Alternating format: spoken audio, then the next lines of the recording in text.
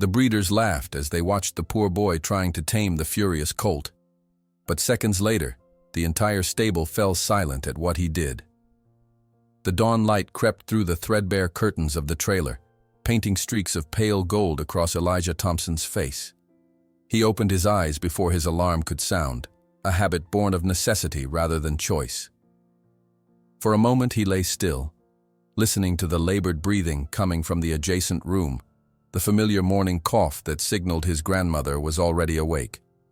15-year-old Elijah slipped from his bed, the metal frame creaking in protest. The floor was cold beneath his bare feet as he padded to the tiny kitchen area, carefully measuring herbs into a pot of water. His hands moved with practiced precision, following the recipe Nana May had taught him: wild cherry bark for the cough, mullein for the lungs, honey to soothe. Cherokee medicine, she called it. Their medicine. "Is that you making all that racket, boy?" The elderly woman's voice, though weakened by illness, still carried the strength of mountains in it. "Just fixing your tea, Nana," Elijah called back, pouring the steaming liquid into a chipped mug adorned with faded flowers. "Doctor's orders." A rattling laugh emerged from the bedroom. "That doctor doesn't know a thing about healing. It's your hands that carry the medicine." Elijah smiled despite himself as he helped his grandmother sit up, her thin frame nearly lost in the tangle of quilts. Nana May's face was a map of deep lines, each one earned through 82 years of hard living in a world that had never been particularly kind to Cherokee women. Her eyes, though, those remained unchanged, dark and knowing as the night sky. "You're going to be late," she said after taking a sip of the tea. "Those horses won't clean up after themselves."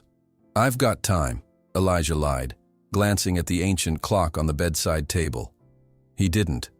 After ensuring his grandmother had taken her prescription medication, the expensive pills that consumed most of his meager earnings, Elijah dressed quickly in his worn jeans and flannel shirt. He grabbed an apple from their dwindling supply, shouldered his backpack, and headed out into the Kentucky morning.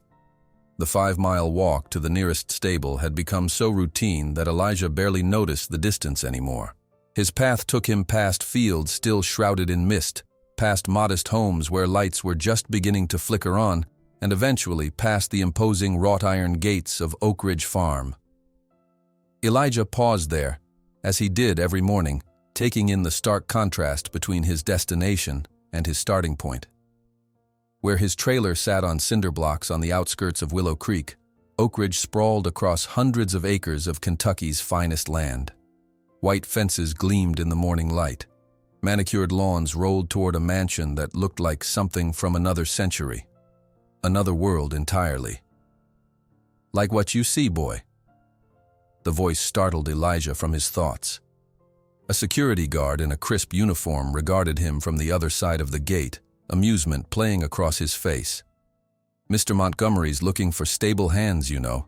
Pays better than whatever scraps Jefferson throws you down at his place." "I'm fine where I am, thanks," Elijah mumbled, adjusting his backpack and continuing on his way. The last thing he needed was to work for Richard Montgomery, the Texan oil magnate who had descended on their small Kentucky town 3 years ago, buying up land and treating locals like quaint curiosities put there for his amusement. By the time Elijah reached Jefferson's stables, the sun had fully risen, and he was already 15 minutes late. He slipped in through the back entrance, hoping to avoid notice, but luck wasn't on his side. "Well, look who finally decided to grace us with his presence." The booming voice of Mike Lawson, one of the regular cowboys, echoed through the stable. "If it isn't the Indian boy who can't tell time." "I'm Cherokee," Elijah corrected quietly, reaching for a pitchfork. "And I'm sorry I'm late. My grandmother—" Yeah, we know. Grandma's sick again." Mike rolled his eyes, exchanging glances with 2 other cowboys who were lounging against the stalls. "Convenient excuse every time, ain't it, boys?" Elijah kept his head down and began mucking out the first stall, letting their laughter wash over him like rain. This was the routine. He'd clean the stalls, carry the feed bags, take the horses out to pasture, and accept whatever jobs the others found too unpleasant or beneath them. All for minimum wage, paid under the table. As he worked, his mind drifted to memories of his mother. She had first brought him to these stables when he was just 7 years old, while his father worked the dangerous shifts at the coal mine that would eventually claim both their lives in a collapse 3 years ago. "You have a spirit as calm as a dawn lake," she had told him once, after watching him approach a skittish mare that none of the stable hands could get near. "The animals feel that. It's a gift from your ancestors." The memory warmed him as he finished with the stalls and moved on to carrying fresh hay. The physical labor was demanding, but Elijah didn't mind. Since his parents' deaths, this gift had become his only means of survival. By midday, a commotion outside drew everyone's attention. A massive trailer was pulling up to the adjacent Oak Ridge property, emblazoned with Montgomery's flashy logo. Through the slats, Elijah caught glimpses of movement, powerful, frantic movement. "What's that all about?" he asked one of the less hostile stable hands. "Montgomery's new prize," the man replied with a low whistle. "Wild Mustang from Wyoming, golden coat like nothing you've ever seen. Word is he paid a fortune to have it captured from protected land. Not that anyone can prove it." Elijah's interest was piqued. He finished his chores early and found a spot near the fence line that offered a view of Oak Ridge's main training corral. A small crowd had gathered, Montgomery in an impeccable suit that seemed absurdly out of place in a stable yard, surrounded by business associates and what looked like potential investors. "Ladies and gentlemen," Montgomery's voice carried clearly across the property line, "I present to you the finest specimen of wild American spirit, captured and soon to be tamed for your viewing pleasure."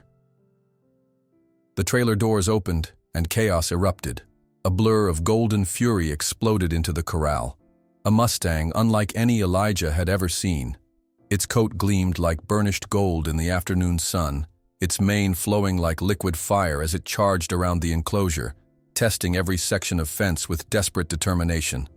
"I call him Fury," Montgomery announced proudly. "A fitting name, wouldn't you say?"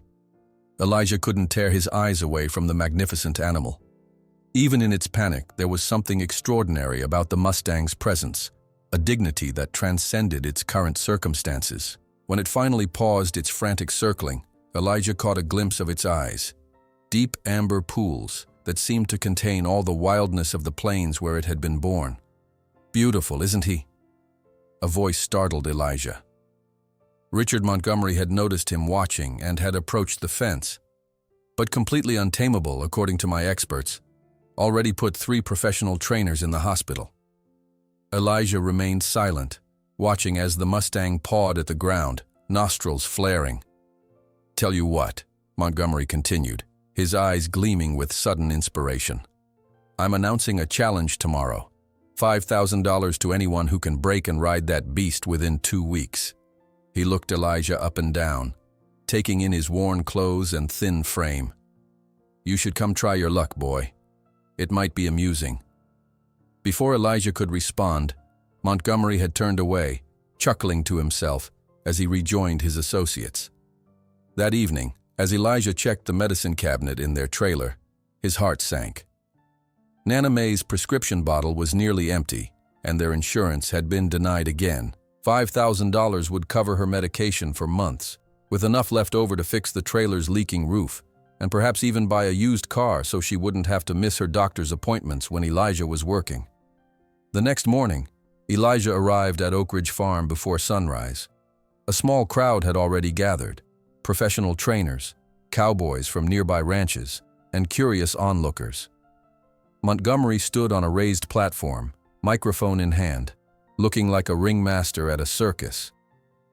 "The rules are simple," he announced. 2 weeks to break him. First one to successfully ride Fury around this corral wins $5,000 cash. Any takers? Hands shot up around the crowd. Names were called, credentials listed. When all the professionals had been registered, Montgomery's eyes fell on Elijah, standing at the back of the crowd.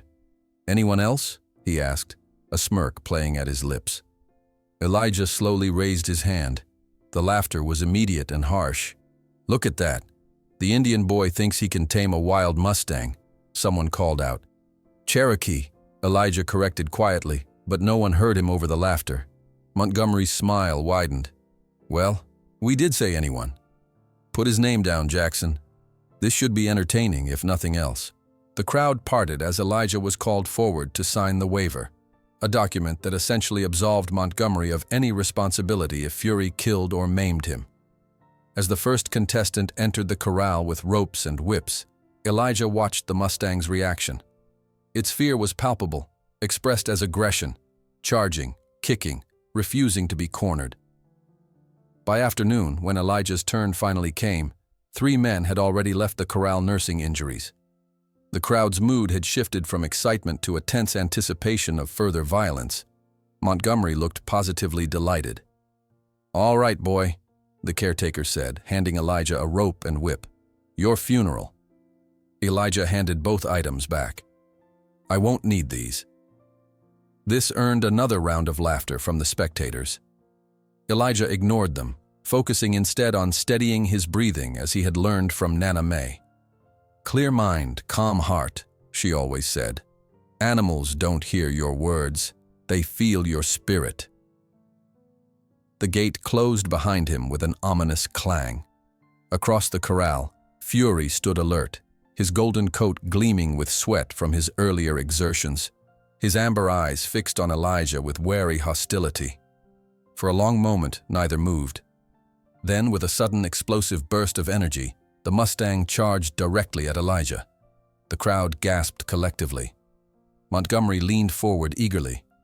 Elijah remained absolutely still, his breathing even, his eyes never leaving the horse's gaze.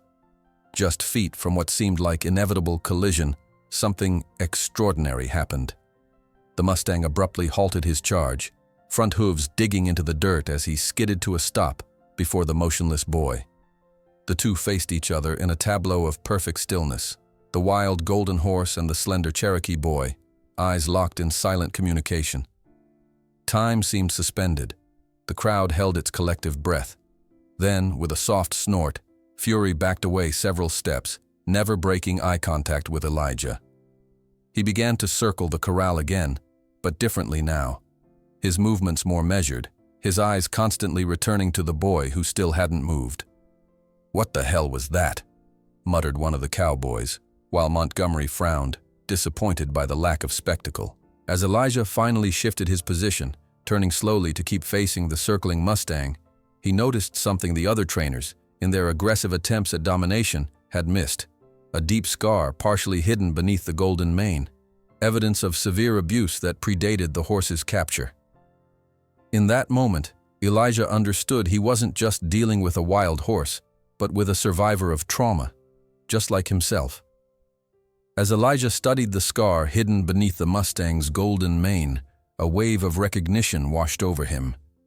This wasn't just an animal resisting captivity. This was a being carrying wounds far deeper than what eyes could see. The horse's amber eyes held a wariness that Elijah knew intimately.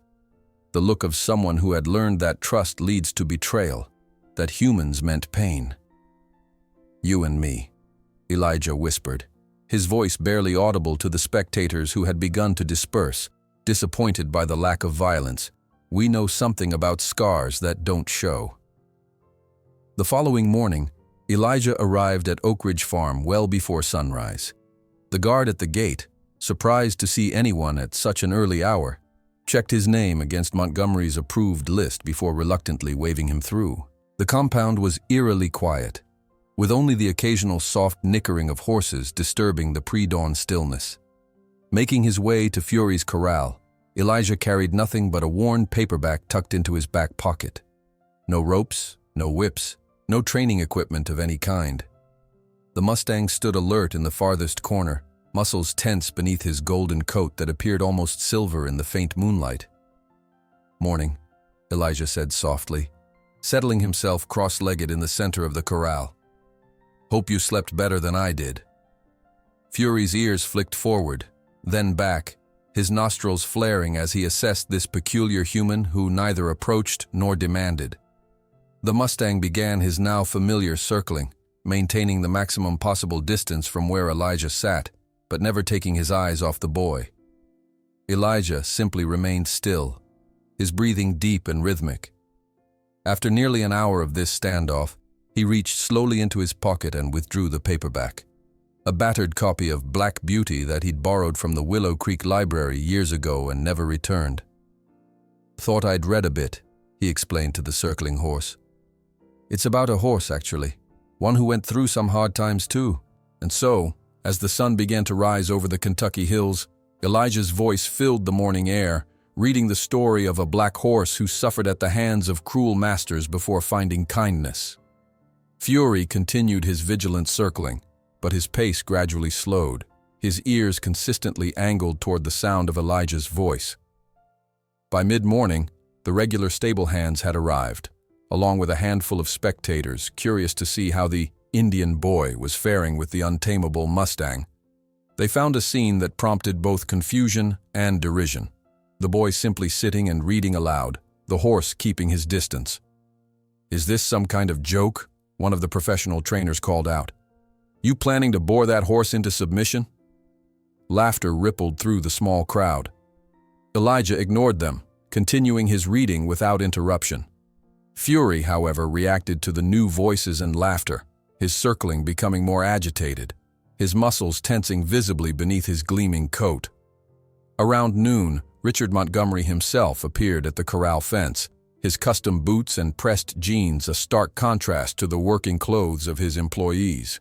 He observed the scene with growing irritation before calling out to Elijah. "This isn't a library, boy. I'm not paying you to entertain my horse with bedtime stories." Elijah carefully marked his place in the book before looking up. "Horses don't have clocks, sir. They have memory." Montgomery's face flushed with anger. "What the hell is that supposed to mean?" "It means," Elijah replied, his voice remaining even, "that every interaction either builds trust or confirms fear. I'm choosing to build trust."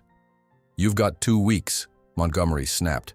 "If you want to waste your time with fairy tales instead of proper braking techniques, that's your problem. But don't expect any extensions when you fail." As Montgomery stormed away, Jackson, the harass capataz, approached the fence. Unlike his boss, there was a hint of genuine curiosity in his weathered face. He'd been training horses for 30 years using traditional methods that had failed spectacularly with Fury.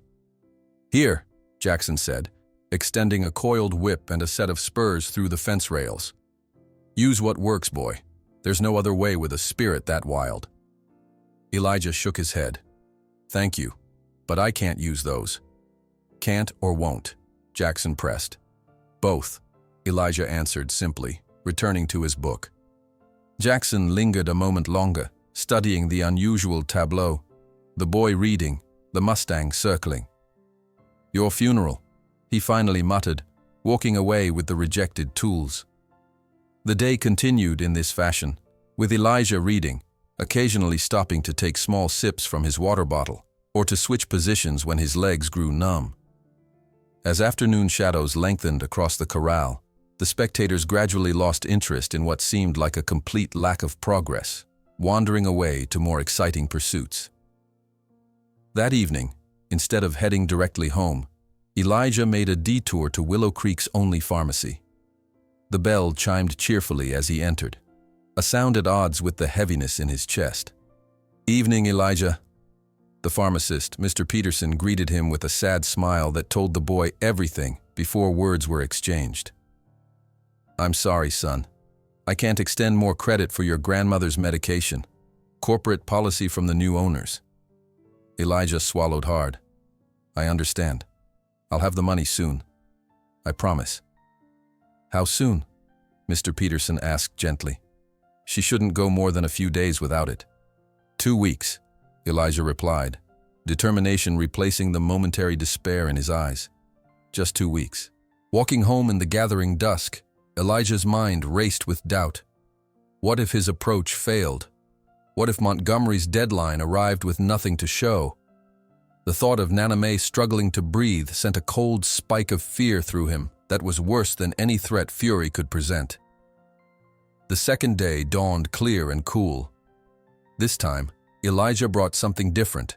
His mother's old guitar, battered and slightly out of tune, but still functional. As before, he settled in the center of the corral, while Fury maintained his wary distance. "Thought we might try something different today," Elijah explained, as though the horse could understand every word. "My mom used to say music speaks when words can't reach." His fingers moved across the strings, tentatively at first, then with growing confidence as he played a simple Cherokee lullaby his mother had taught him. The melody floated across the corral, soft and somehow ancient, like the hills themselves were humming. Fury's reaction was subtle but unmistakable. His ears, which had remained alert and wary during yesterday's reading, now flicked back and forth in rhythm with the music. His circling slowed, and occasionally he would pause, head tilted slightly, before resuming his cautious patrol of the perimeter. As Elijah transitioned to another melody, he noticed something extraordinary. Fury's breathing had synchronized with the rhythm of the song. It was a tiny change, nearly imperceptible, but to Elijah it represented the first real connection between them. By the third day, a small but regular audience had begun to gather during their sessions. Most came to scoff at what they saw as a waste of time, but a few watched with genuine curiosity. Among them was Dr. Martinez, a retired veterinarian who had worked with horses all his life. "Interesting approach," the elderly vet commented during a break when Elijah had stopped to eat his simple lunch, a peanut butter sandwich and an apple. "Most would have tried to assert dominance by now." Elijah shrugged. "Dominance just teaches fear. I'm trying to build something different." "And what would that be?" Dr. Martinez asked, his eyes kind behind wire-rimmed glasses. "A conversation," Elijah replied, taking a bite of his sandwich. On the fifth day, something remarkable happened. As Elijah ate his lunch, he deliberately let a piece of apple fall from his sandwich onto the ground beside him. The small audience that had gathered held their collective breath as Fury, who had been maintaining his usual distance, took notice of the fallen fruit. For several long moments the Mustang stood frozen, his magnificent head raised, nostrils flaring as he caught the sweet scent. Then, with exquisite caution, he began to approach. Each step was measured, ready to reverse at the slightest threatening movement.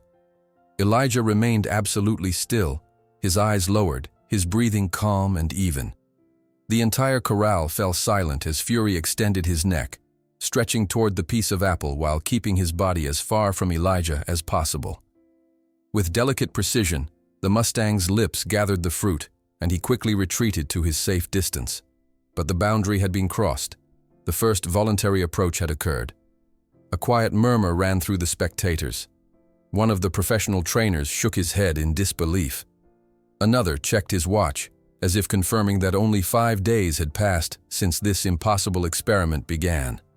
Montgomery appeared at that moment, his timing impeccable as always, just in time to witness what looked to him like a trivial development. "5 days for that?"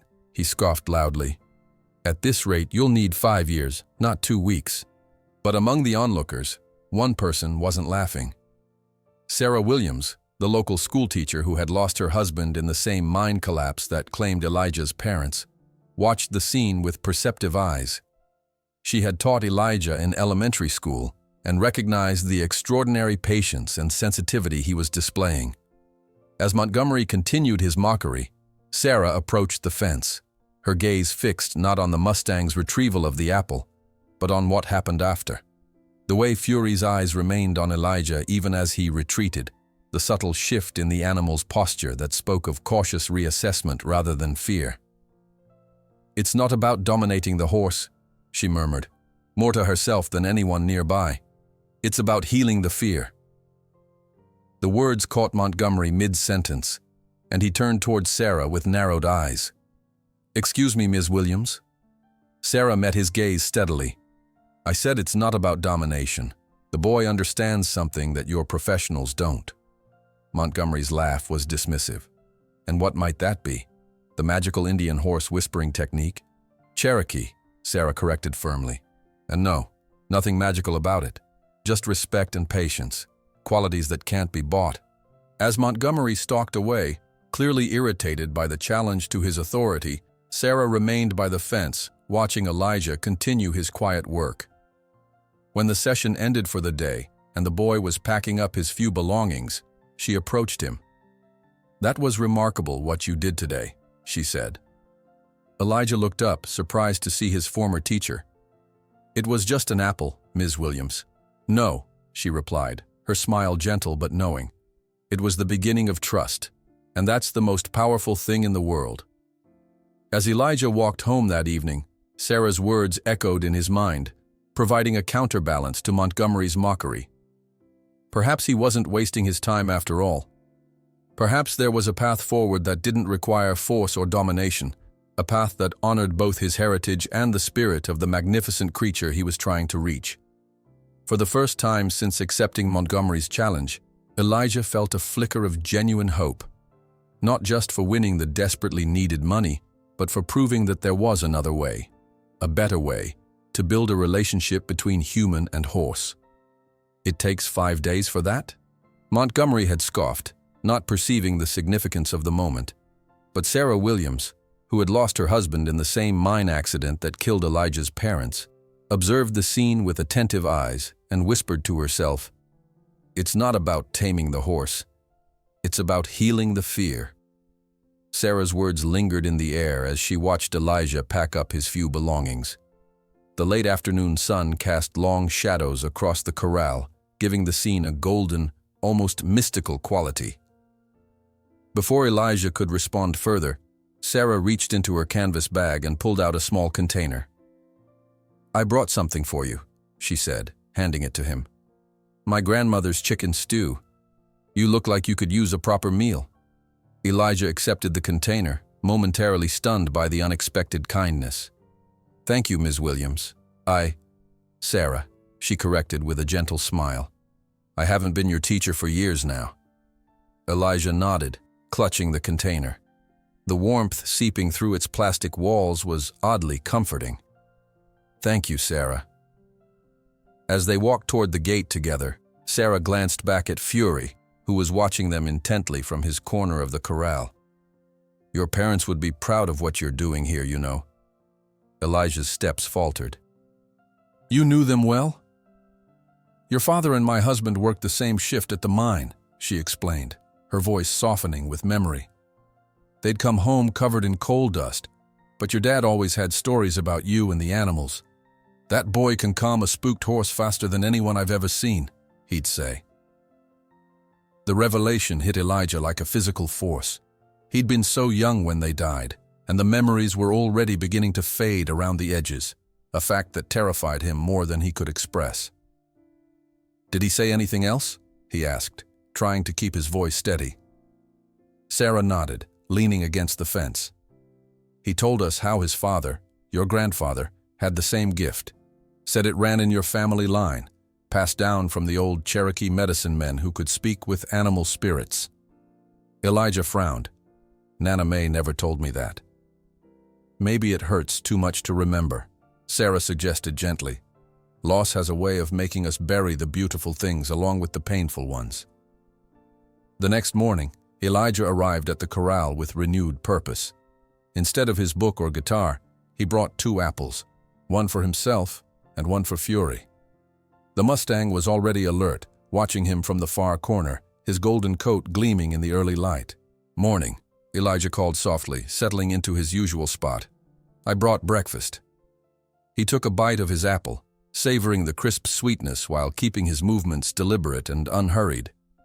Then, with casual precision, he placed the second apple on the ground beside him. "My dad used to tell people about me," he said conversationally to Fury, who was tracking his every movement, "about how I could calm spooked horses. I didn't know that until yesterday. Makes me wonder what else I don't know about him.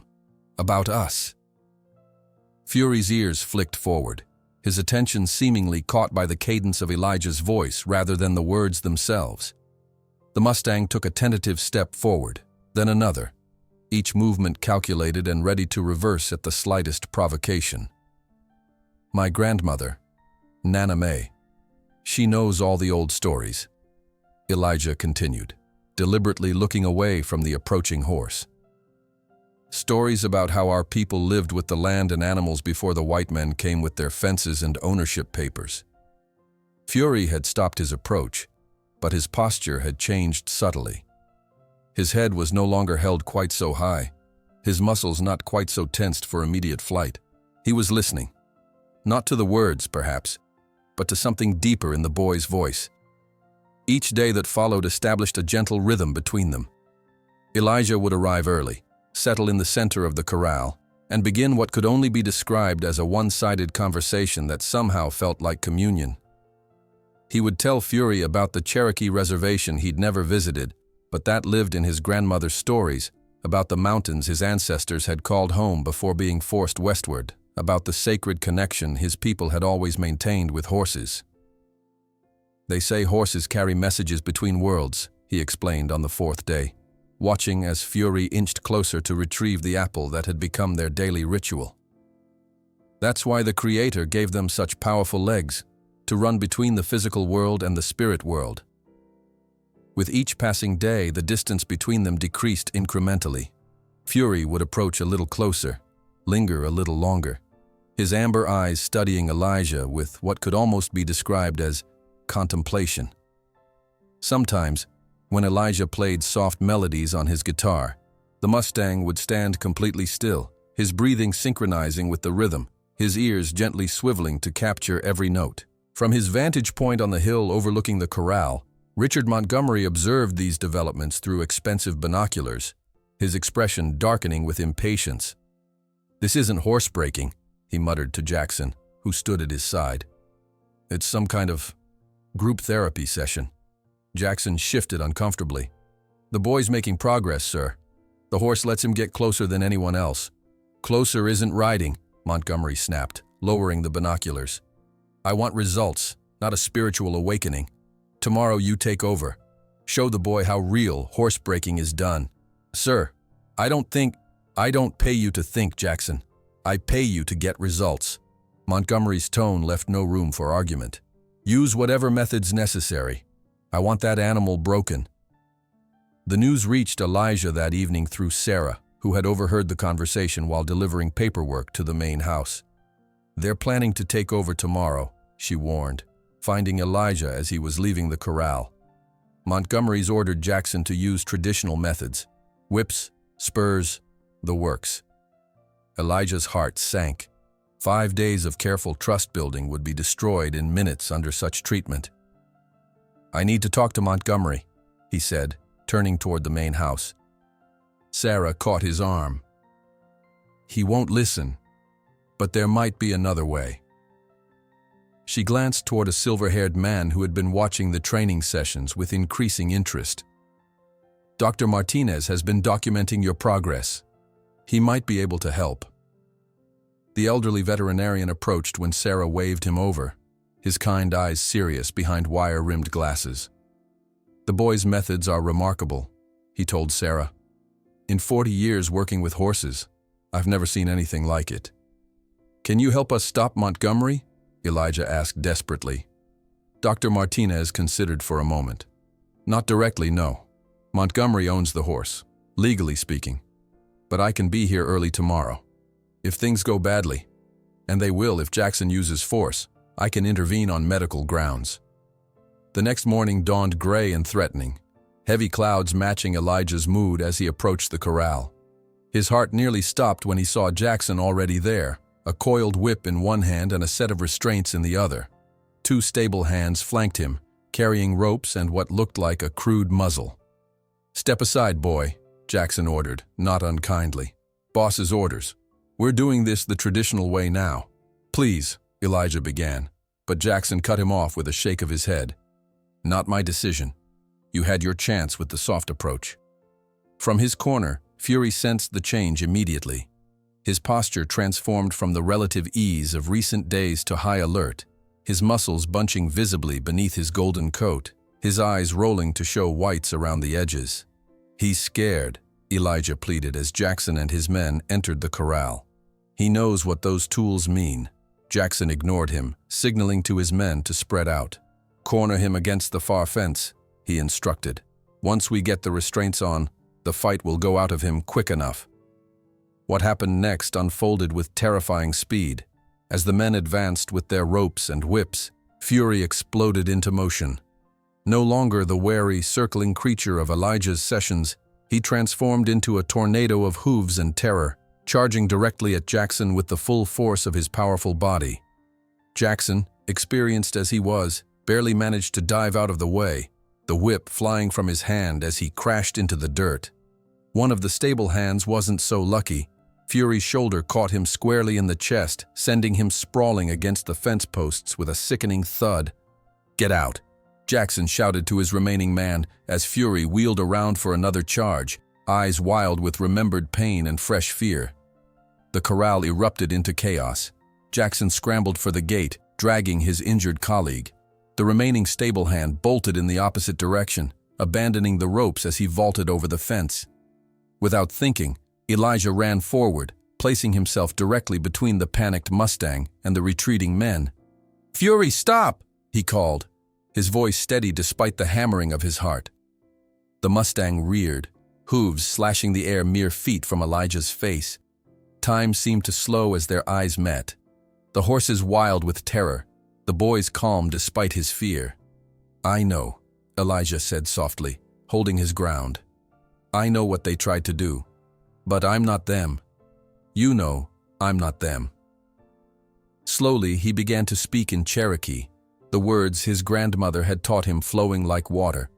Words about safety, about trust, about the bond between human and horse that was older than any of the pain between them. The effect was extraordinary. Fury remained tense, his breathing ragged, but he lowered his front hooves to the ground.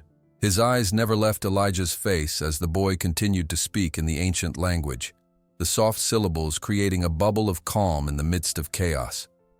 By now, a substantial crowd had gathered at the fence, stable hands, trainers, and locals drawn by the commotion.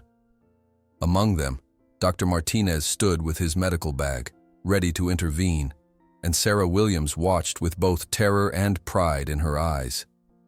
Richard Montgomery pushed through the onlookers, his face flushed with anger. "What the hell is going on here?" he demanded, taking in the scene. Jackson helping his injured colleague away from the corral, Elijah standing unnaturally still as the golden Mustang circled him warily, no longer charging, but still clearly agitated. "Your methods failed," Dr. Martinez said simply, stepping forward.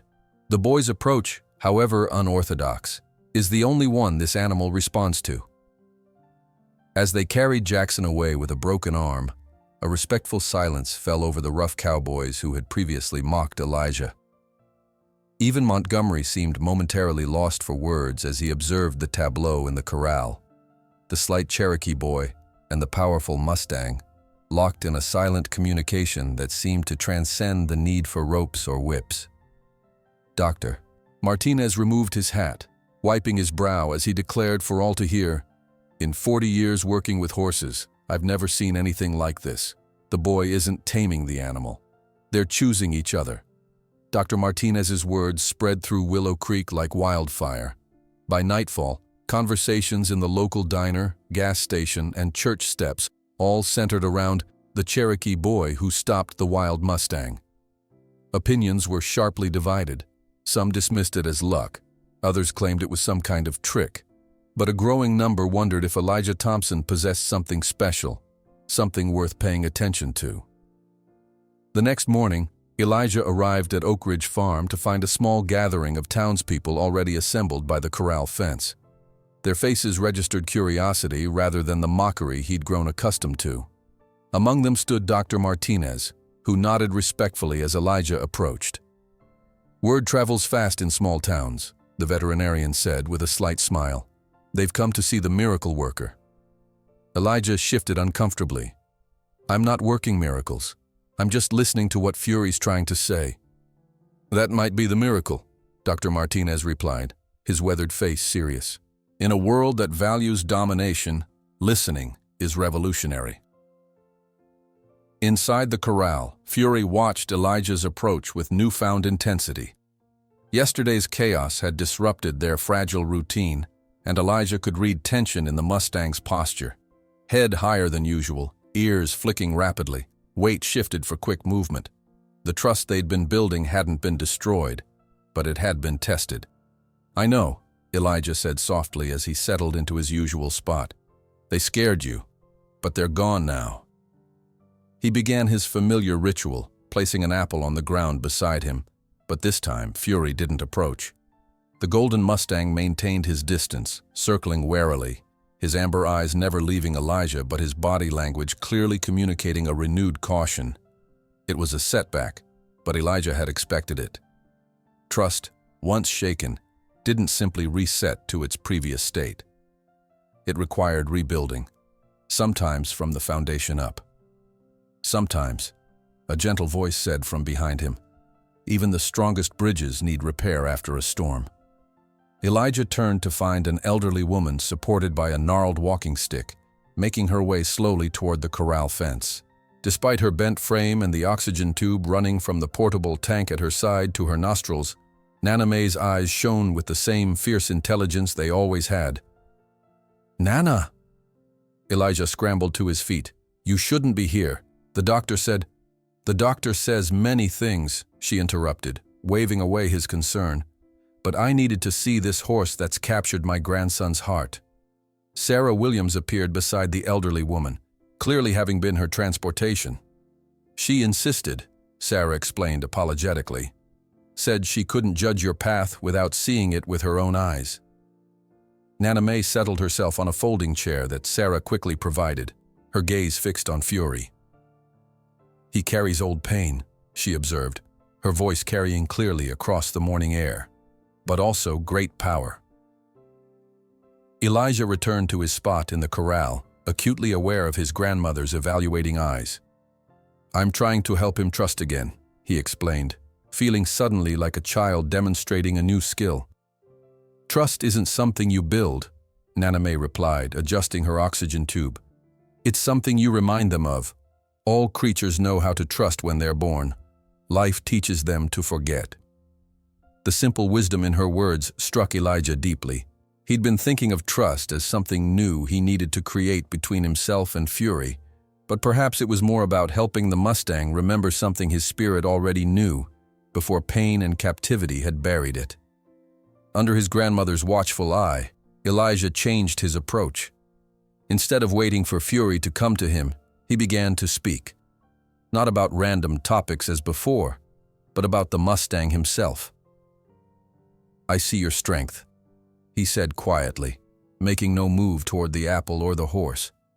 "The plains that made you, the herd that taught you, the wind that shaped you. You weren't born for fences." Fury's circling slowed, his ears focused intently on Elijah's voice.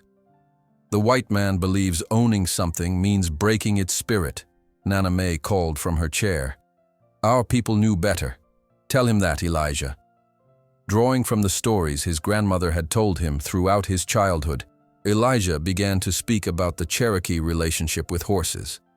Not as beasts of burden or possessions, but as equals who chose to share their journey. "Our ancestors didn't believe we owned horses," he explained to Fury, whose circling had stopped entirely.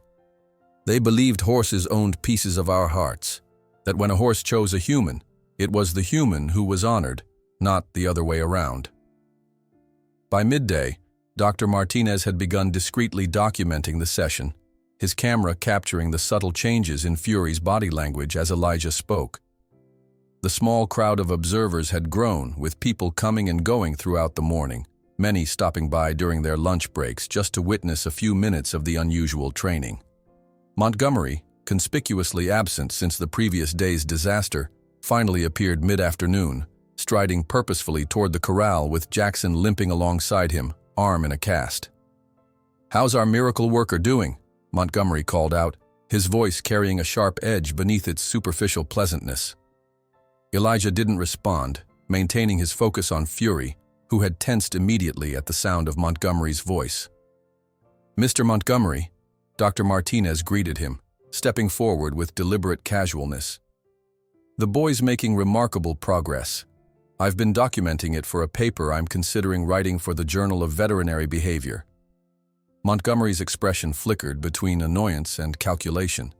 "A paper? About this unorthodox method?" "Precisely," the veterinarian confirmed. What we're witnessing might revolutionize how we approach traumatized equines. It could be quite valuable, academically speaking. Montgomery's eyes narrowed slightly. Valuable, you say? He watched as Fury, who had been moving closer to Elijah before the interruption, resumed his cautious circling. Well, we'll see. The deadline stands. 9 more days to show real results. As Montgomery departed, Nana May shook her head. That man's spirit is tied in knots, she observed. He measures worth only in dollars. The afternoon waned, and many observers drifted away, but Nana May remained, her presence a touchstone for Elijah. When the sun began to set, painting the Kentucky hills in shades of amber that matched Fury's eyes, she finally signaled to Sarah that she was ready to leave. "You'll come home for dinner?"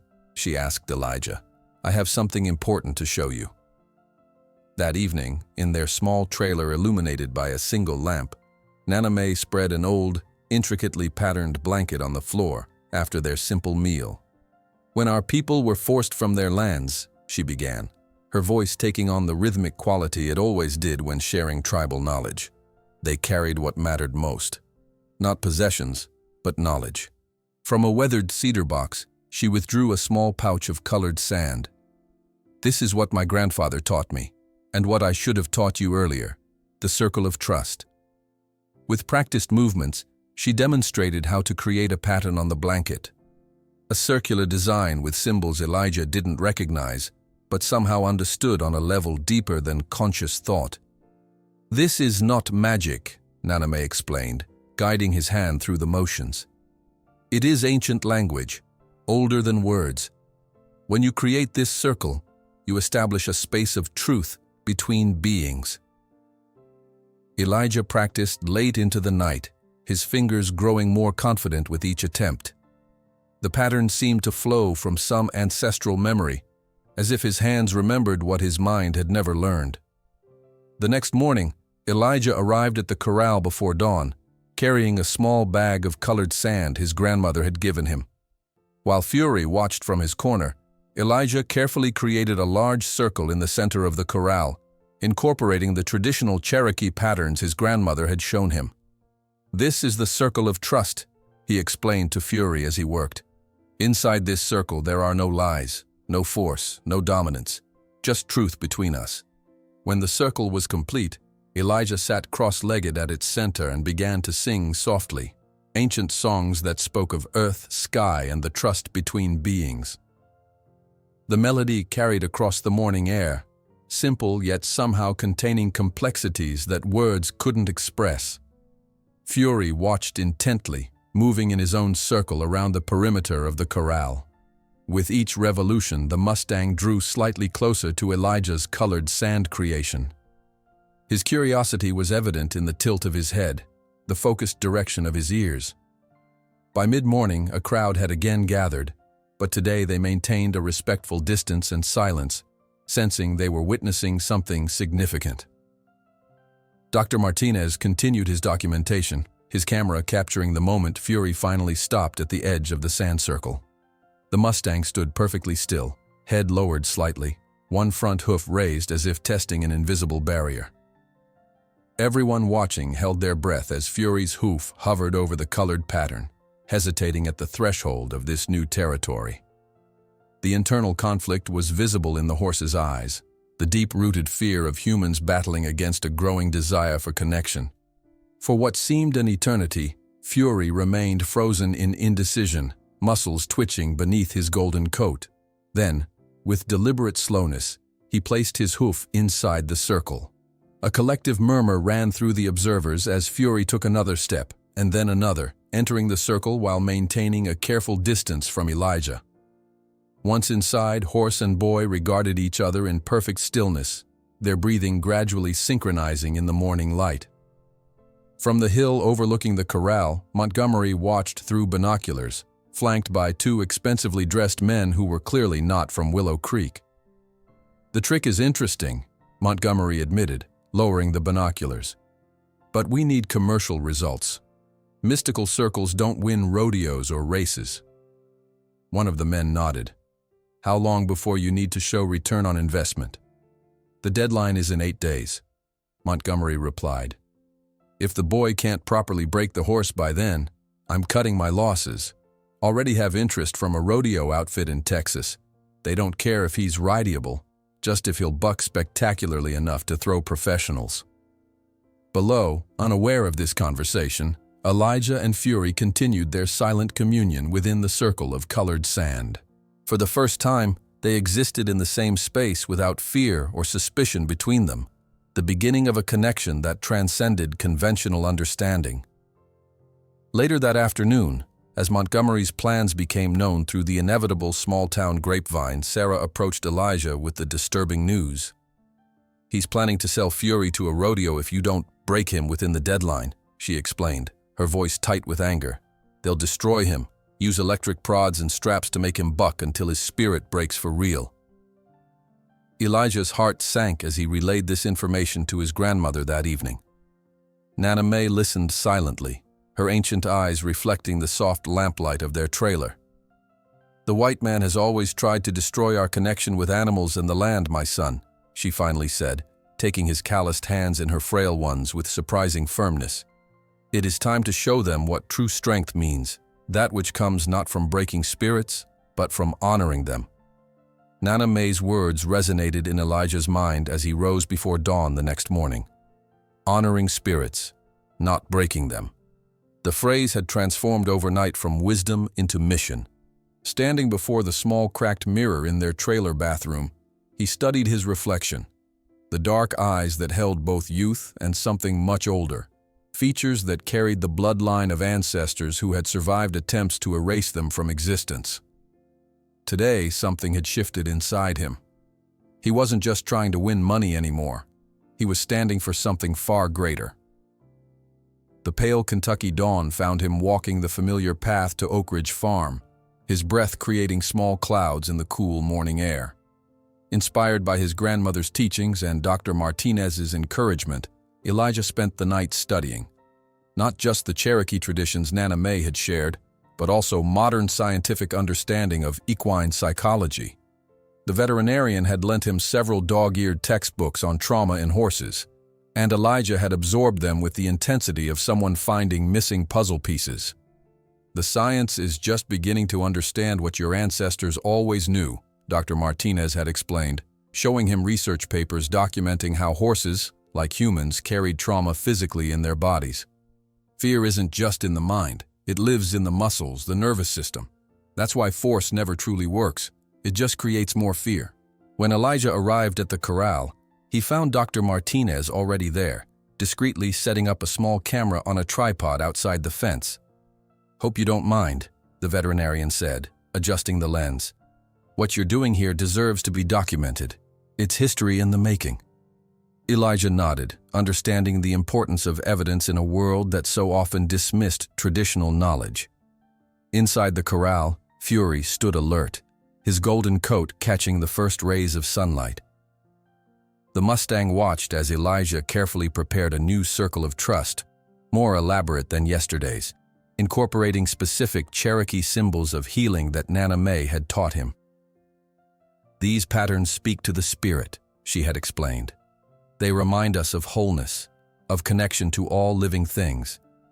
As Elijah worked, he sang softly, a melody that flowed from some ancestral memory, words in Cherokee that spoke of earth and sky, of the sacred bond between beings. He felt Fury's eyes tracking his movements, sensing the intentionality behind each gesture, each pinch of colored sand flowing through his fingers. The circle complete, Elijah sat cross-legged at its center, closing his eyes briefly to center himself. When he opened them, Fury had moved closer than ever before, standing just outside the sand pattern, his nostrils flaring gently as he took in Elijah's scent. "I see you," Elijah said softly.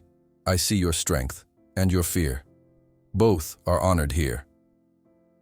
Their daily ritual had evolved over the past week. Now, instead of waiting passively, Fury would enter the circle within minutes of its creation, though he still maintained a careful distance from Elijah. Each day, that distance shrank by inches, a measurement of trust growing between them. By mid-morning, a small crowd had gathered as usual, but today Elijah barely noticed them. His focus had narrowed to the circle and the magnificent being who shared it with him. After nearly an hour of quiet communion, Elijah slowly raised his hand, palm up, with an apple resting in its center. This was the moment of truth, a gesture they had been building toward for days. Elijah's arm remained perfectly steady, his breathing deep and even despite the pounding of his heart. Fury stood motionless, his amber eyes fixed on the offering, his ears flicking forward then back as he assessed the situation. The seconds stretched into minutes. No one around the corral spoke or moved. Even the birds seemed to have paused their morning songs. Dr. Martinez's camera whirred softly, capturing each moment of the silent negotiation between boy and horse. Finally, with exquisite slowness, Fury stretched his neck forward, nostrils flaring as he caught the sweet scent of the apple. Each increment of movement was deliberate, ready to reverse at the slightest hint of threat. Elijah remained absolutely still, his eyes soft, his breathing steady. When Fury's muzzle finally hovered inches from his palm, Elijah could feel the warm breath of the Mustang against his skin. The moment hung suspended between them, a threshold neither had crossed before. Then, with gentle precision, Fury's lips gathered the apple from Elijah's hand, their skin touching for the first time. A collective gasp rose from the onlookers, quickly hushed as Fury lifted his head, chewing the apple without retreating to his usual safe distance. Something fundamental had shifted. The first voluntary touch had been exchanged. "My God," Dr. Martinez whispered, his finger pressing the shutter release repeatedly. "This defies everything we've been taught about breaking horses." The moment was captured not just on camera, but in the hearts of everyone watching. Even the most skeptical observers could sense the significance of what they had witnessed. Not a battle won through domination, but a bridge built through patient respect. As the morning session ended, Dr. Martinez approached Elijah, his weathered face alight with excitement. "The photos I took yesterday are already generating interest," he said, showing Elijah his phone screen where emails from university researchers scrolled by. "People want to know more about your methods." Elijah scanned the messages, surprised to see words like revolutionary and paradigm-shifting attached to what had felt to him like simply following his instincts and his grandmother's wisdom. Word of the morning's breakthrough spread quickly through Willow Creek. By afternoon, the editor of the local newspaper had arrived, notebook in hand, asking for an interview. "Local boy speaks horse language," he envisioned as his headline, explaining to Elijah that human interest stories were rare commodities in their small town. That evening, Richard Montgomery's sleek black SUV pulled up beside Elijah as he walked home. "Get in," Montgomery ordered, rolling down the tinted window. "We need to talk." Reluctantly, Elijah slid into the luxurious vehicle, immediately uncomfortable amid the soft leather and gleaming technology. Montgomery drove to the main house, leading Elijah into an office that spoke of wealth and power. Dark wood, leather-bound books, trophies from hunts that made Elijah's stomach clench. "You've got something valuable, boy," Montgomery said, settling behind an enormous desk. "Your little horse whispering act is drawing attention." "It's not an act," Elijah replied quietly. Montgomery waved away the distinction. "Whatever you call it, it has commercial potential. I've been thinking too small, rodeos and racing. But there's a whole market for natural horsemanship these days. Rich women paying thousands to learn gentle methods."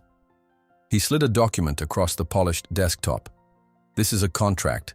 Exclusive rights to your techniques in exchange for proper medical care for your grandmother. The best specialists, the best treatments. She'll want for nothing." Elijah stared at the contract, his hands suddenly trembling. Nana May's health had been deteriorating steadily. The local doctors had recommended specialists they couldn't afford, treatments that remained out of reach. This offer could literally save her life. And yet, "These aren't my techniques to sell," he said slowly. "They belong to my people, my ancestors. They're sacred knowledge, not a product." Montgomery leaned forward, his voice softening to what he clearly thought was kindness. "Look, I understand cultural sensitivities. We'll call it a collaboration. Your name, your face, your heritage, all part of the brand. People eat that authentic native wisdom stuff up these days. The exploitation was so naked, so unabashed that Elijah almost laughed despite the gravity of the situation. Montgomery saw nothing wrong with commodifying centuries of Cherokee tradition, packaging it for wealthy consumers seeking weekend enlightenment. I need time to think about it, Elijah managed, his mind racing between his grandmother's needs and the wrongness of what was being proposed. Don't take too long, Montgomery replied, his voice hardening slightly. This offer has an expiration date. Walking home in the gathering dusk, the contract weighing heavily in his backpack, Elijah felt torn in half. How could he refuse an opportunity to help Nana May? But how could he sell what wasn't his to sell? His phone buzzed with a text message from an unknown number. Opening it, he found a video attachment from Dr. Martinez showing the moment Fury had taken the apple from his hand. Beneath it was a message that changed everything. 3 universities have already contacted me about your method. Don't sign anything with Montgomery. There's another path. The next morning, Elijah returned the unsigned contract to Montgomery, who received it with a thinly veiled threat, wrapped in a smile. You may regret not accepting my generosity, boy. But Elijah stood firm, strengthened by Dr. Martinez's message and the growing certainty that what was happening between him and Fury transcended business opportunities. It was about healing, not just for the Mustang, but perhaps for something broken in the world itself. Throughout the day, Dr. Martinez showed Elijah the emails coming in from researchers and equine behavior specialists fascinated by the documentation of his work. The gentle approach, combined with elements of Cherokee tradition, was drawing attention from people who recognized its value beyond monetary terms. Meanwhile, a new presence had appeared in Willow Creek. Catherine Reeves, an investigative journalist with a reputation for environmental reporting, had checked into the local motel. She spent her first day asking questions about Montgomery's business practices and, specifically, about the origins of the Golden Mustang. Her arrival clearly unsettled Montgomery, who began spending more time at the corral, watching Elijah's sessions with an intensity that felt predatory rather than curious. The tension created by these developments seemed to affect Fury, who was unusually restless during their morning session. He entered the circle as usual but paced its perimeter, ears flicking nervously, eyes darting to Montgomery's imposing figure at the fence. It's okay, Elijah soothed, remaining centered and calm despite his own anxiety. I'm still here. Nothing has changed between us. Gradually Fury settled, moving closer to Elijah than ever before. In a moment of profound intuition, Elijah slowly raised his hand, not offering food this time, but reaching toward the scar he had first noticed days ago. The mark of human cruelty partially hidden beneath the golden mane. Fury froze, his entire body tensing at this new development. Elijah held his position, neither advancing nor retreating, simply offering the possibility of healing touch. The internal battle was visible in the Mustang's eyes, fear of pain warring with growing trust. Time seemed to suspend as everyone watching held their breath. Catherine Reeves, who had arrived mid-session, raised her camera, sensing something significant was unfolding. Finally, in a gesture that brought tears to several observers' eyes, Fury lowered his proud head slightly, allowing Elijah's fingers to gently brush against the ridged tissue of the old wound. A tremor passed through the powerful body at the contact, but the Mustang didn't pull away. "Thank you for trusting me," Elijah whispered, his touch feather-light against the scar. "I won't betray that trust."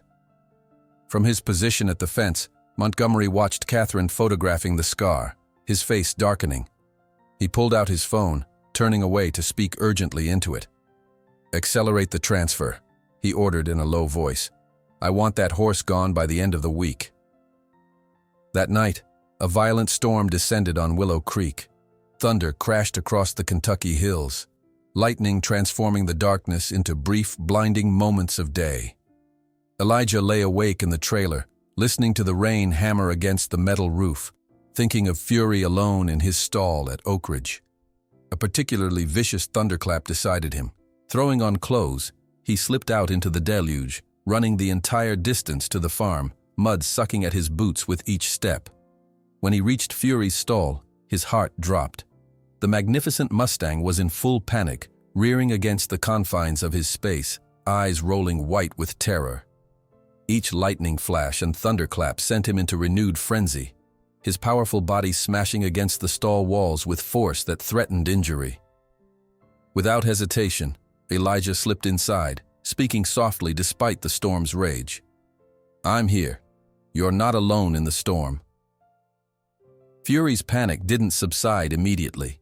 He continued to rear and strike out, not recognizing Elijah in his terror. A hoof narrowly missed the boy's head as he pressed himself against the wall, continuing to speak in calm, measured tones.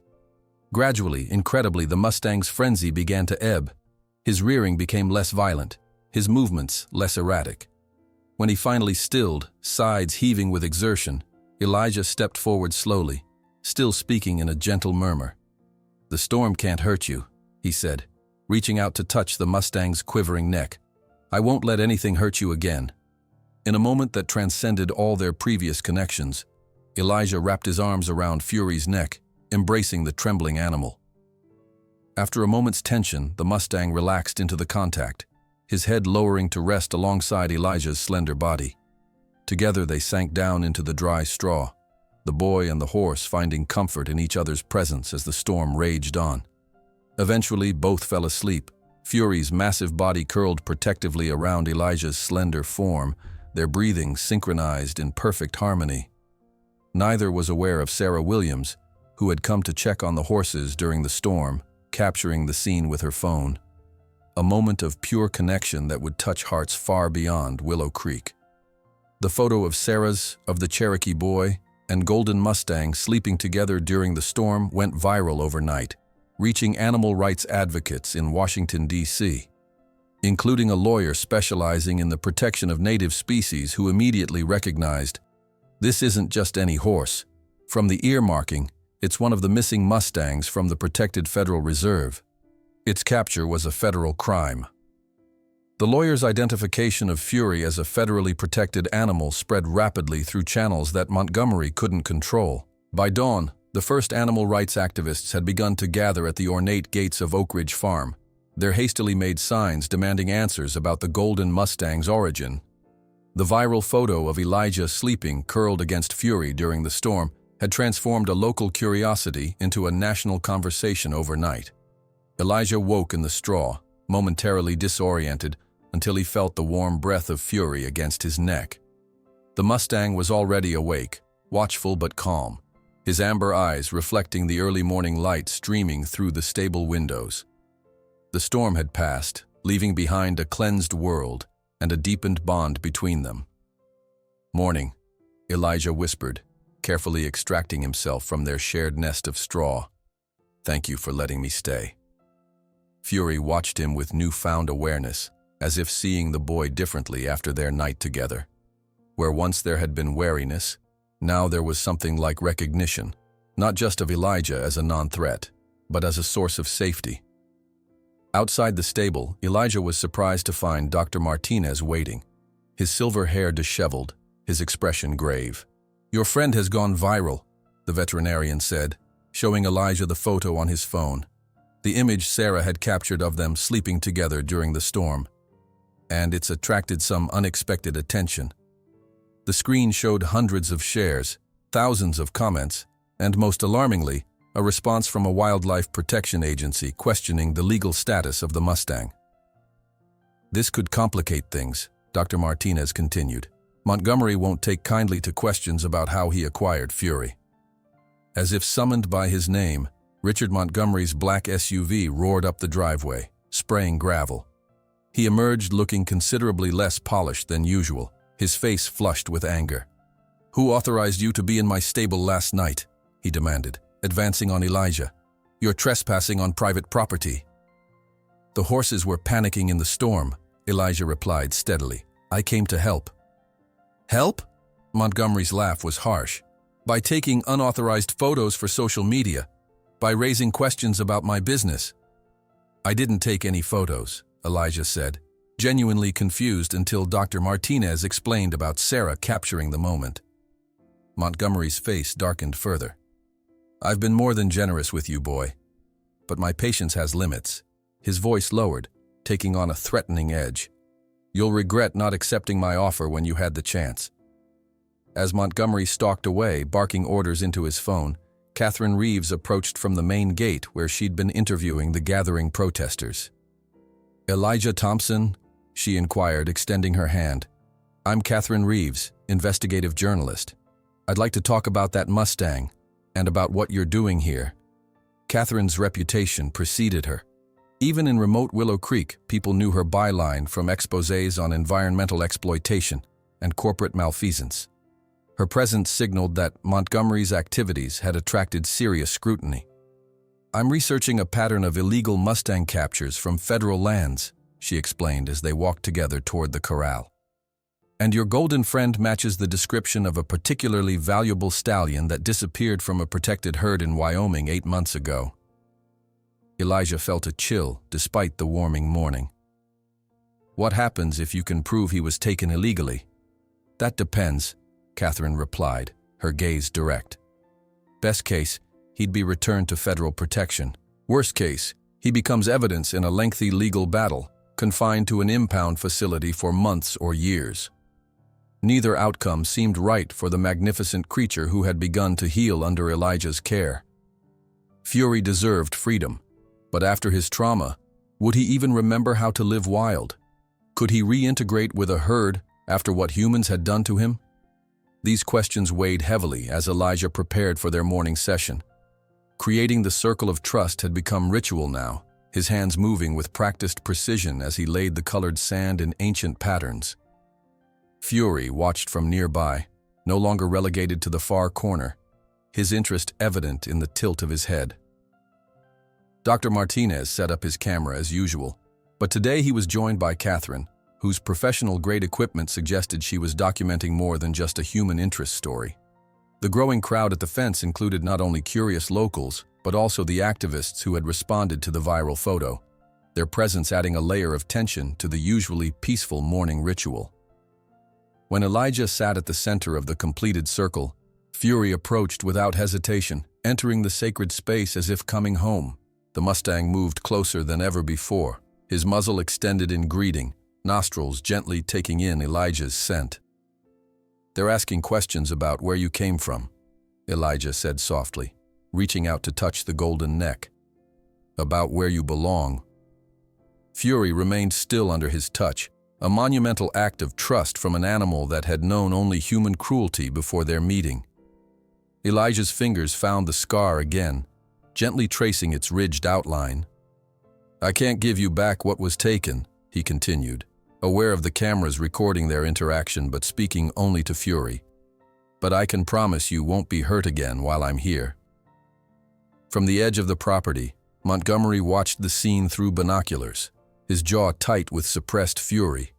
The journalist's presence, combined with the activists and the viral photo, threatened the carefully constructed facade of legitimacy he had built around Oak Ridge Farm.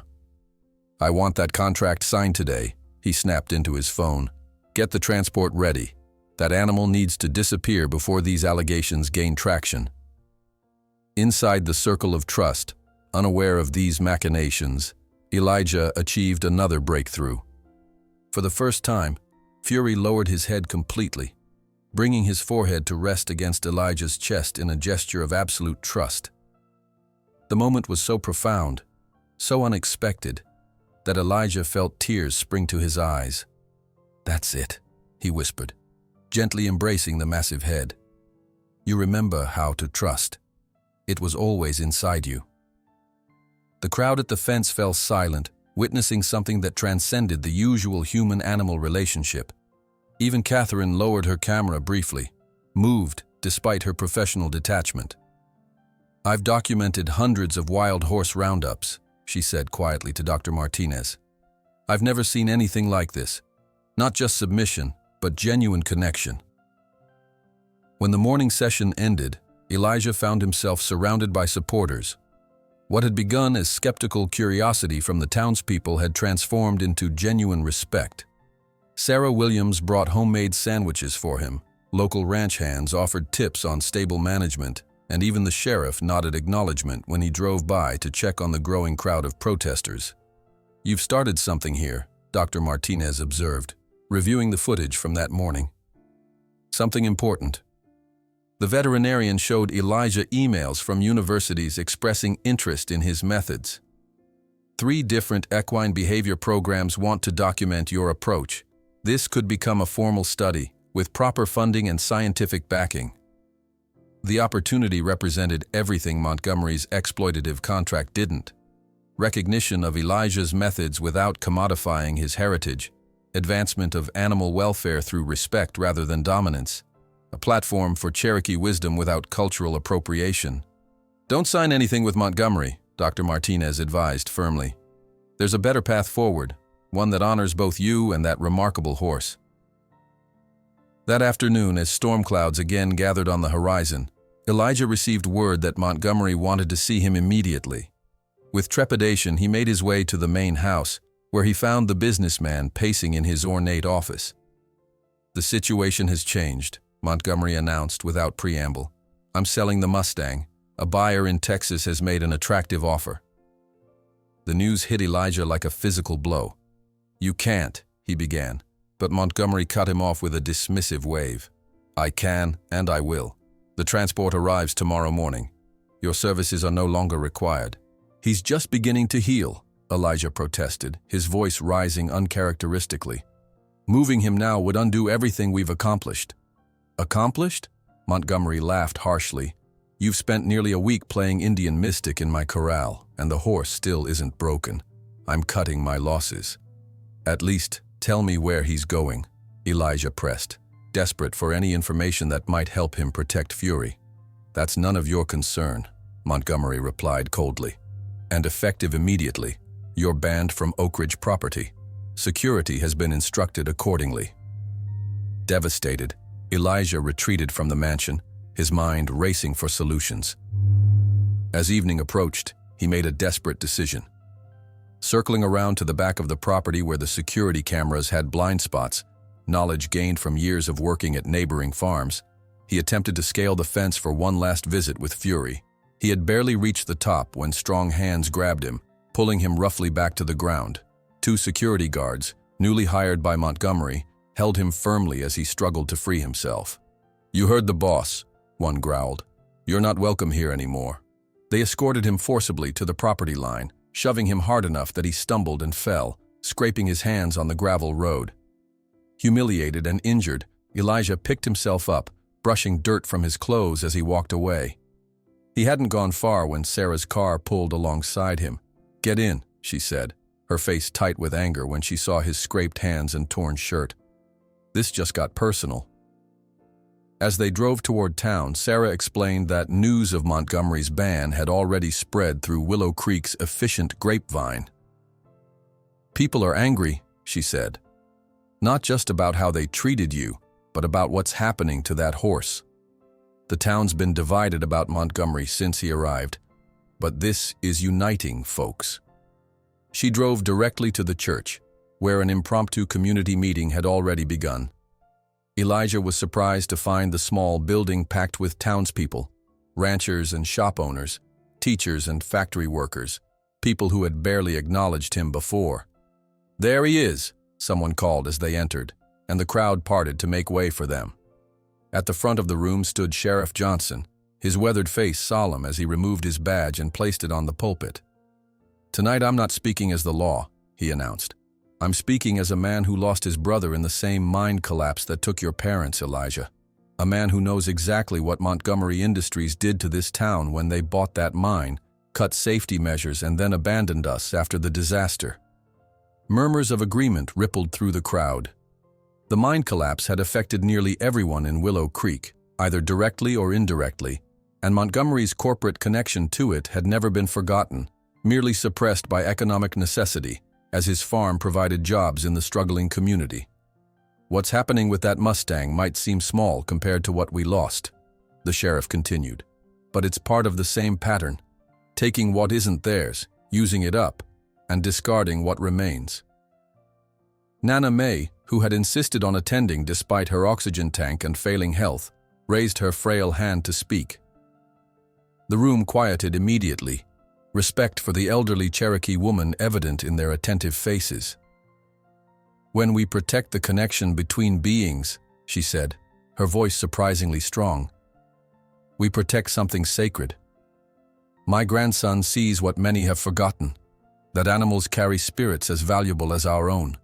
When we honor those spirits, we remember our own humanity." Her simple wisdom cut through the practical concerns and legal questions, touching something deeper in the gathered community. By the end of the meeting, a plan had formed, a peaceful blockade of all entrances to Oak Ridge Farm to prevent the removal of Fury until Catherine could bring in federal investigators to examine his origins. As trucks, tractors, and dozens of cars were organized to block every possible exit from the property by dawn, unexpected visitors arrived at the church. Two men in traditional Cherokee attire introduced themselves as representatives from the Oconaluftee Reservation. "We've come to support one of our own," the elder of the two explained, approaching Elijah. "One who honors the ancient way." He placed around Elijah's neck a cord holding a small carved symbol. "This belonged to medicine men who spoke with horses centuries ago. Our people have not forgotten the old bonds, even when the world tried to break them." The support from his tribal homeland, a place Elijah had never visited but carried in his blood, brought tears to his eyes. For the first time since his parents' death, he felt part of something larger than his daily struggle for survival, connected to both past and future through his work with Fury. From the window of his mansion, Montgomery watched with growing rage as vehicles began to position themselves at his gates. "They don't know who they're dealing with," he snarled into his phone, ordering additional security and threatening legal action against the protesters.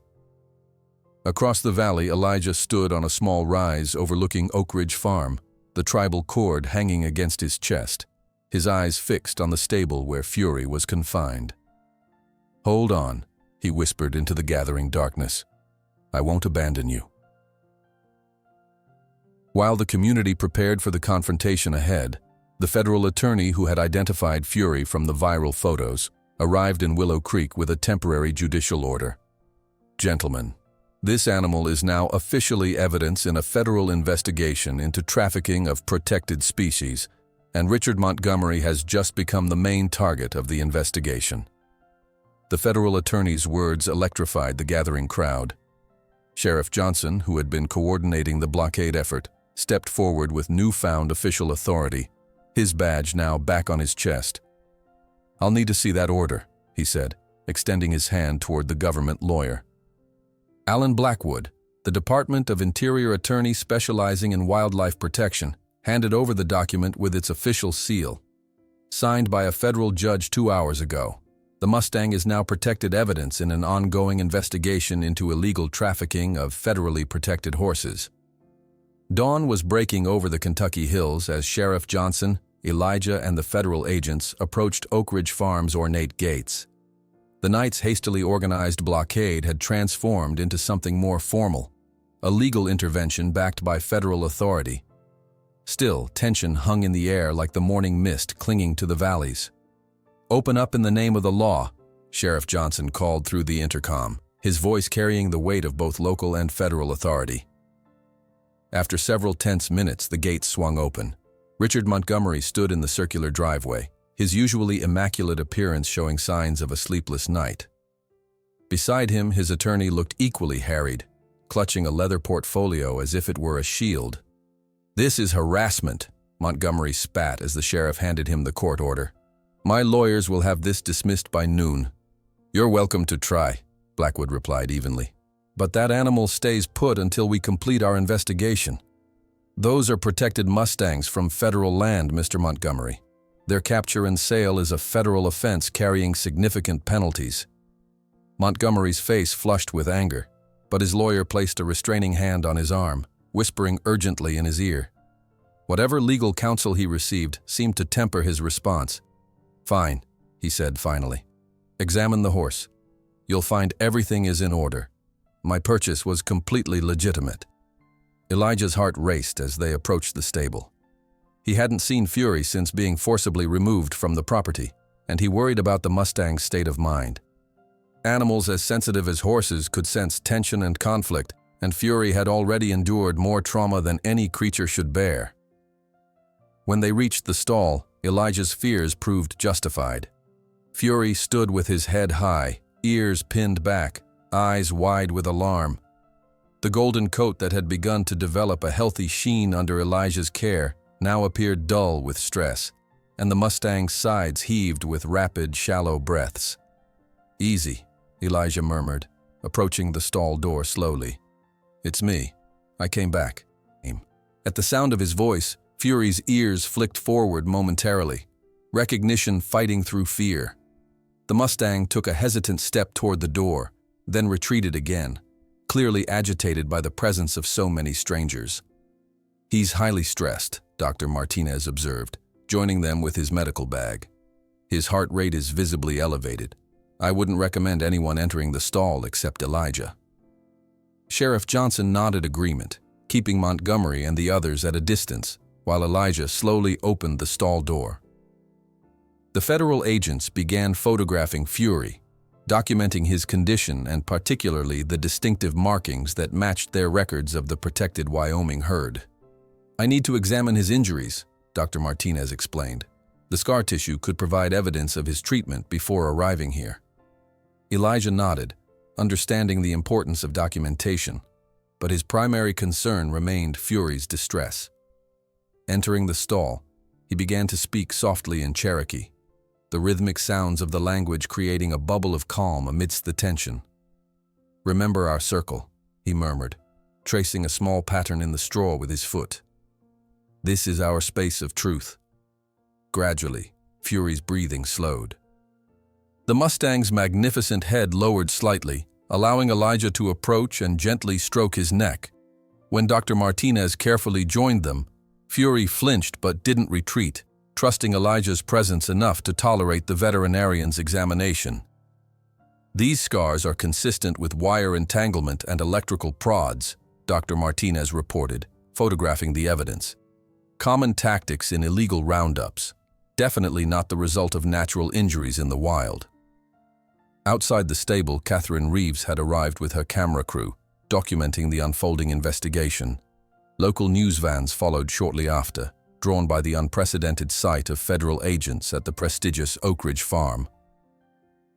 "Mr. Montgomery, can you comment on the allegations that you knowingly purchased illegally captured Mustangs?" Catherine called out, microphone extended.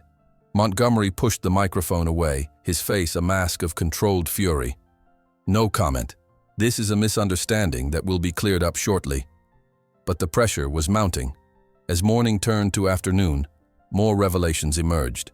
Catherine's producer called with breaking news, financial records showing connections between Montgomery Industries and several suspicious livestock brokers known for dealing in questionable animals. "Your Mustang isn't the only one," she told Elijah during a quiet moment. "We've uncovered evidence of at least 12 other protected horses that passed through Montgomery's properties in the last 2 years." The news spread through the gathered crowd, which had grown throughout the day as word traveled through Willow Creek and neighboring communities. What had begun as a story about one boy and one horse was expanding into something much larger, a pattern of exploitation that touched on issues of wealth, power, and the commodification of nature itself. Montgomery, watching his carefully constructed image crumble under public scrutiny, made a desperate attempt to regain control. Storming across the stable yard, he confronted Elijah directly. "This is your fault," he hissed, keeping his voice low enough that the cameras couldn't capture his words. "You think you've won something here? I have resources you can't imagine. When this blows over, and it will, you'll never work with horses again in this state. I'll make sure of it." Before Elijah could respond, Nana Mae's voice cut through the tension. "Threats are the weapons of those who have already lost their power." She stood at the stable entrance, supported by Sarah and one of the Cherokee representatives. Despite her frail health, her presence commanded respect. The oxygen tank at her side seemed almost incongruous with the strength emanating from her ancient eyes.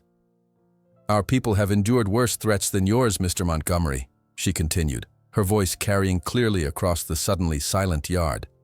"We're still here, and so is our knowledge." Montgomery's face flushed dark red, but with cameras now trained on the confrontation, he could only retreat, muttering about superstitious nonsense as he stalked back to the main house.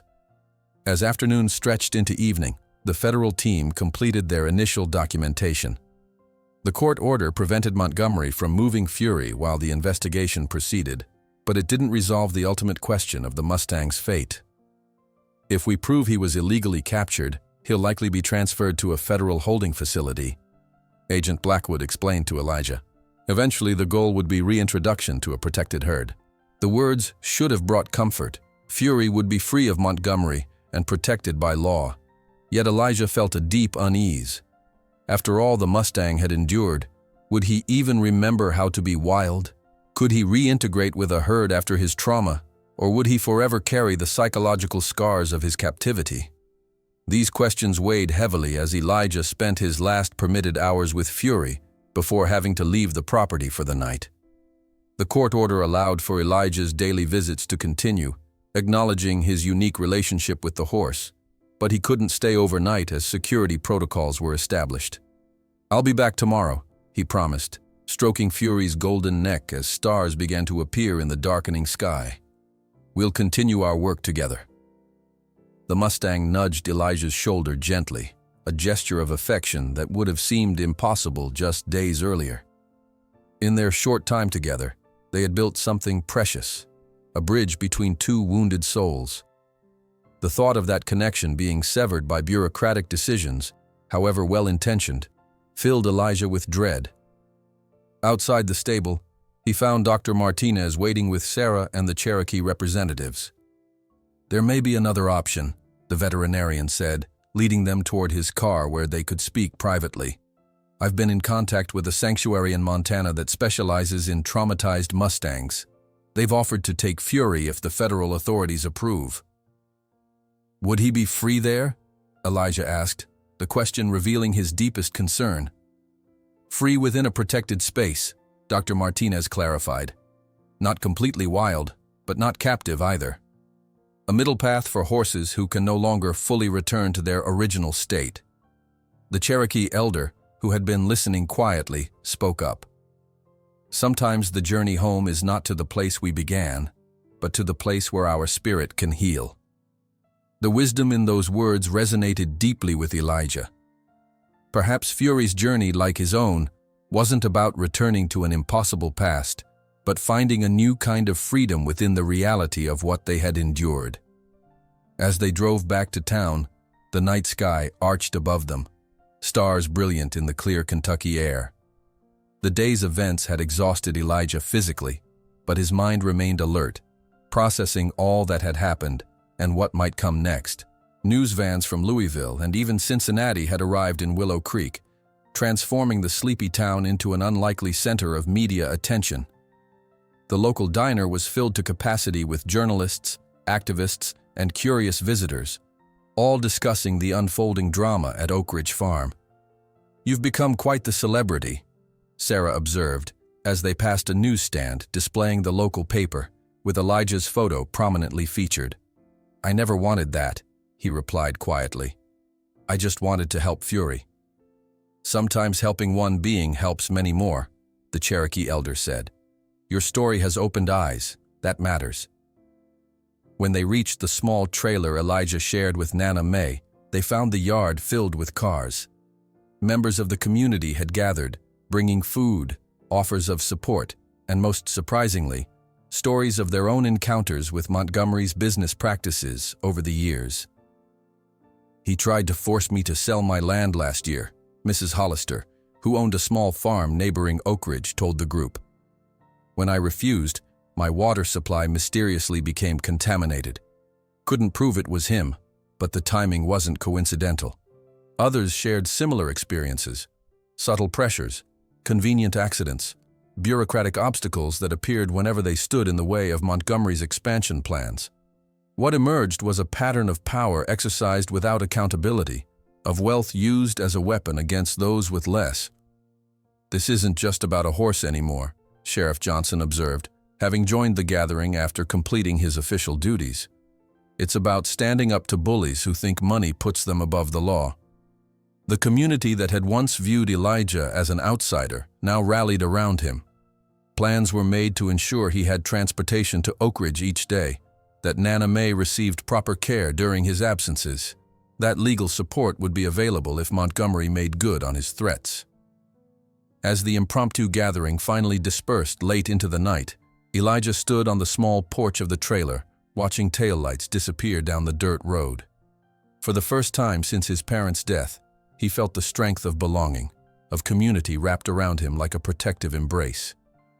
Inside, he found Nana May awake despite the late hour, her wise eyes knowing as they met his. "The circle grows," she said simply, patting his hand. "This was always about more than just you and the horse." While the community that had once seen Elijah as an outsider now united behind him, the federal attorney who had identified Fury from the viral photos placed a call to his superiors in Washington. "We're not just looking at a single illegal capture. Evidence suggests Montgomery Industries has been trafficking protected Mustangs through multiple states for years. This could be the biggest wild horse poaching case we've ever prosecuted." The federal attorney's revelation sent ripples through the agencies involved, transforming what had begun as an investigation into a single Mustang's origins into a potential landmark case against wildlife trafficking. By morning, additional federal agents had arrived in Willow Creek, their government vehicles parked conspicuously outside the modest motel on Main Street. At the sheriff's office, Elijah sat quietly as Sheriff Johnson and Attorney Blackwood reviewed the plan for the day. The judicial order had been expanded overnight, granting federal agents full access to all Oak Ridge Farm records and stables. "We need you there, son," Sheriff Johnson explained, his weathered face serious. "When we serve this expanded warrant, Montgomery's going to be furious. The Mustang will sense that tension. You're the only one who can keep him calm." Elijah nodded, fingering the Cherokee cord around his neck. The responsibility weighed heavily, but there was no question of refusing. Fury needed him now more than ever. The convoy of vehicles approached Oak Ridge Farm as the morning mist still clung to the rolling pastures. Unlike yesterday's confrontation at the gate, today the federal agents proceeded with practiced efficiency, their authority now unquestionable. Montgomery stood on the mansion's wide porch, his face a mask of cold fury as Sheriff Johnson presented the expanded warrant. "This is government overreach," he snarled, his attorney hovering nervously at his shoulder. "You can't just invade a private citizen's property based on unsubstantiated allegations." "The allegations are quite substantiated, Mr. Montgomery," Blackwood replied evenly, pointing to a section of the document. "We have evidence of at least 12 protected Mustangs passing through your properties in violation of federal law." As the agents dispersed to begin their search of records and outbuildings, Elijah made his way directly to Fury's stall. The golden Mustang was pacing anxiously, clearly distressed by the unusual activity. When he caught sight of Elijah, he whinnied softly, a sound of recognition that made the boy's heart swell. "I'm here," Elijah said quietly, opening the stall door and slipping inside. "Everything's going to be okay." Fury's large eyes, rimmed with white from stress, fixed on Elijah. The Mustang's nostrils flared as he took in the boy's scent, confirming his identity. Gradually, his breathing slowed, his posture relaxing incrementally as Elijah began to hum one of the Cherokee melodies Nana May had taught him. Dr. Martinez joined them shortly, bringing his medical kit. "We need to document his condition thoroughly," he explained. "The federal veterinarian will be here this afternoon, but my notes from previous examinations provide important baseline data." Together, they carefully examined Fury, photographing the healing scar tissue and noting his improved physical condition since Elijah had begun working with him. The Mustang tolerated the examination with remarkable patience, occasionally leaning into Elijah's touch as if drawing strength from the contact. "His trust in you is extraordinary," Dr. Martinez observed. "Most horses with this level of trauma would never allow such handling." "It's not just me he's trusting," Elijah replied, stroking Fury's golden neck. "He's remembering how to trust himself, his own instincts about who's safe and who isn't." Outside the stable, the investigation was proceeding rapidly. Agents emerged from the office building with boxes of documents. Catherine Reeves and her camera crew documented everything, broadcasting live updates that were being picked up by national networks. Sources close to the investigation report evidence of systematic trafficking in protected wildlife, she announced to the camera. Montgomery Industries, a conglomerate with interests in energy, real estate, and thoroughbred racing, now faces potential federal charges that could result in millions of dollars in fines. Montgomery watched the unfolding disaster from the mansion, his face growing darker with each passing hour. When agents began examining his private stable, the one housing his prize-racing thoroughbreds, something in him snapped. Storming across the manicured lawn, he confronted Sheriff Johnson and the federal agents. "This ends now," he shouted, his controlled facade finally cracking. "You have no right to disrupt my legitimate business operations over some wild horse conspiracy theory." "Mr. Montgomery," Sheriff Johnson began, but was cut off by Montgomery's raised hand. "I know how this works, Sheriff. Everyone has a price. Name yours, and let's end this circus before my reputation suffers irreparable damage." The stunned silence that followed was broken by the click of Catherine's camera, capturing the moment a powerful man attempted to bribe law enforcement officials on live television. Sheriff Johnson's face hardened. "Mr. Montgomery, did you just attempt to bribe a federal officer in the execution of his duties?" The color drained from Montgomery's face as he realized his mistake. His attorney quickly intervened, pulling him away while loudly declaring, "My client was speaking hypothetically and withdraws any statement that could be misconstrued." The damage, however, was done. Within minutes, clips of Montgomery's outburst were circulating online, adding fuel to the growing controversy. Inside the stable, Elijah remained focused solely on Fury, insulating the sensitive animal from the chaos outside.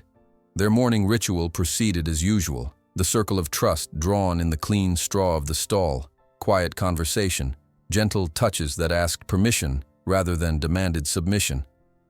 "Your world is changing again," Elijah murmured, sitting cross-legged in the circle while Fury stood nearby. But this time, the change might lead to something better. The Mustang's ears flicked forward, attentive to Elijah's voice if not his words. Over their days together, Fury had begun to develop what Dr. Martinez called emotional object permanence, the ability to maintain a sense of security even when circumstances changed, anchored by his trust in Elijah.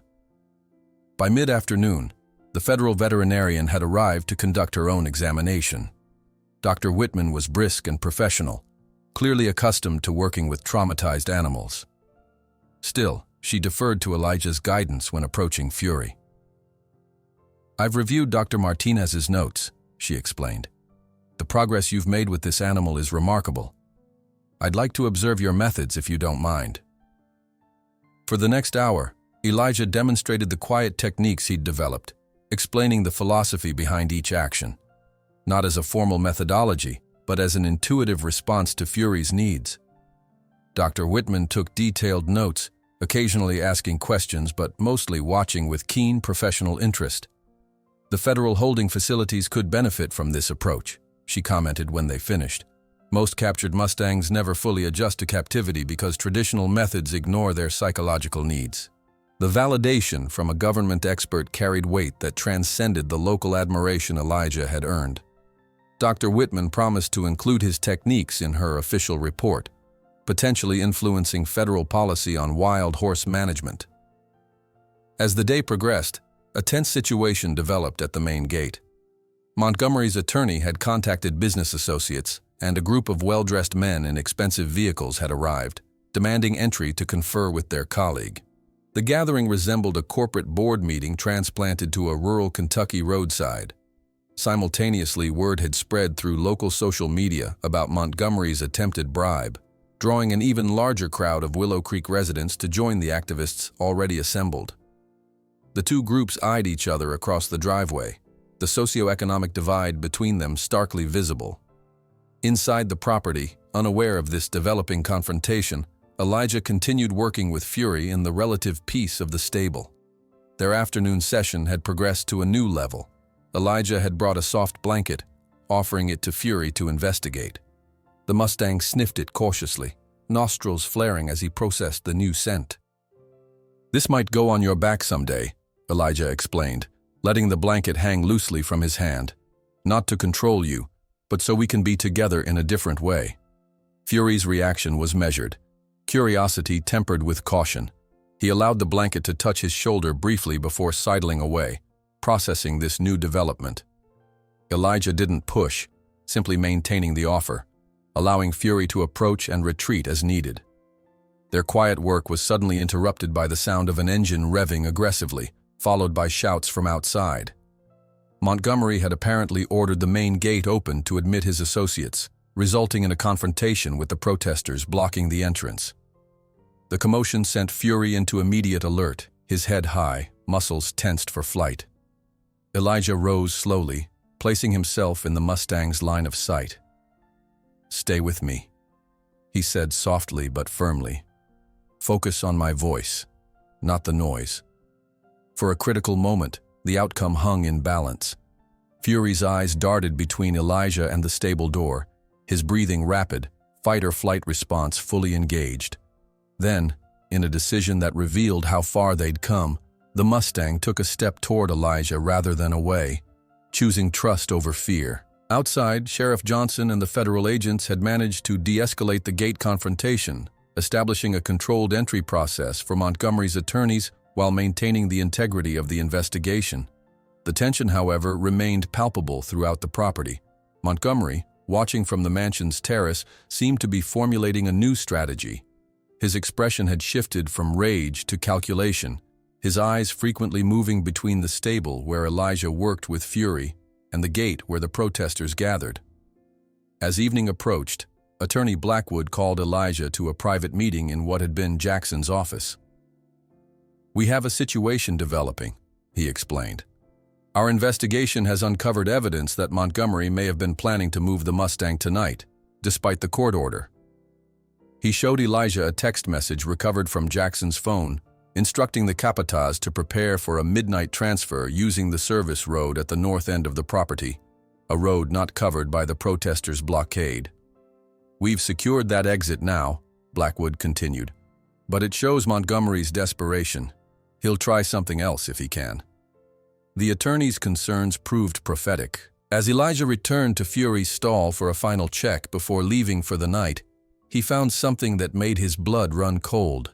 The latch on the stall door had been subtly altered, weakened so it would appear secure while actually being one strong push away from failing completely. "Someone sabotaged this," Dr. Martinez confirmed after examining it. "If Fury had panicked during the night and pushed against it, he would have broken free." The implications were clear. Montgomery was hoping for chaos, for the dangerous Mustang to escape and potentially injure someone, creating a crisis that would justify extreme measures. Elijah felt sick at the calculated cruelty of using Fury's fear as a weapon. "I can't leave him," Elijah decided. "Not tonight." Sheriff Johnson, when consulted, agreed to bend protocol. "I'll post a deputy outside the stable, and you have my permission to stay with the horse. We can't risk Montgomery trying something else."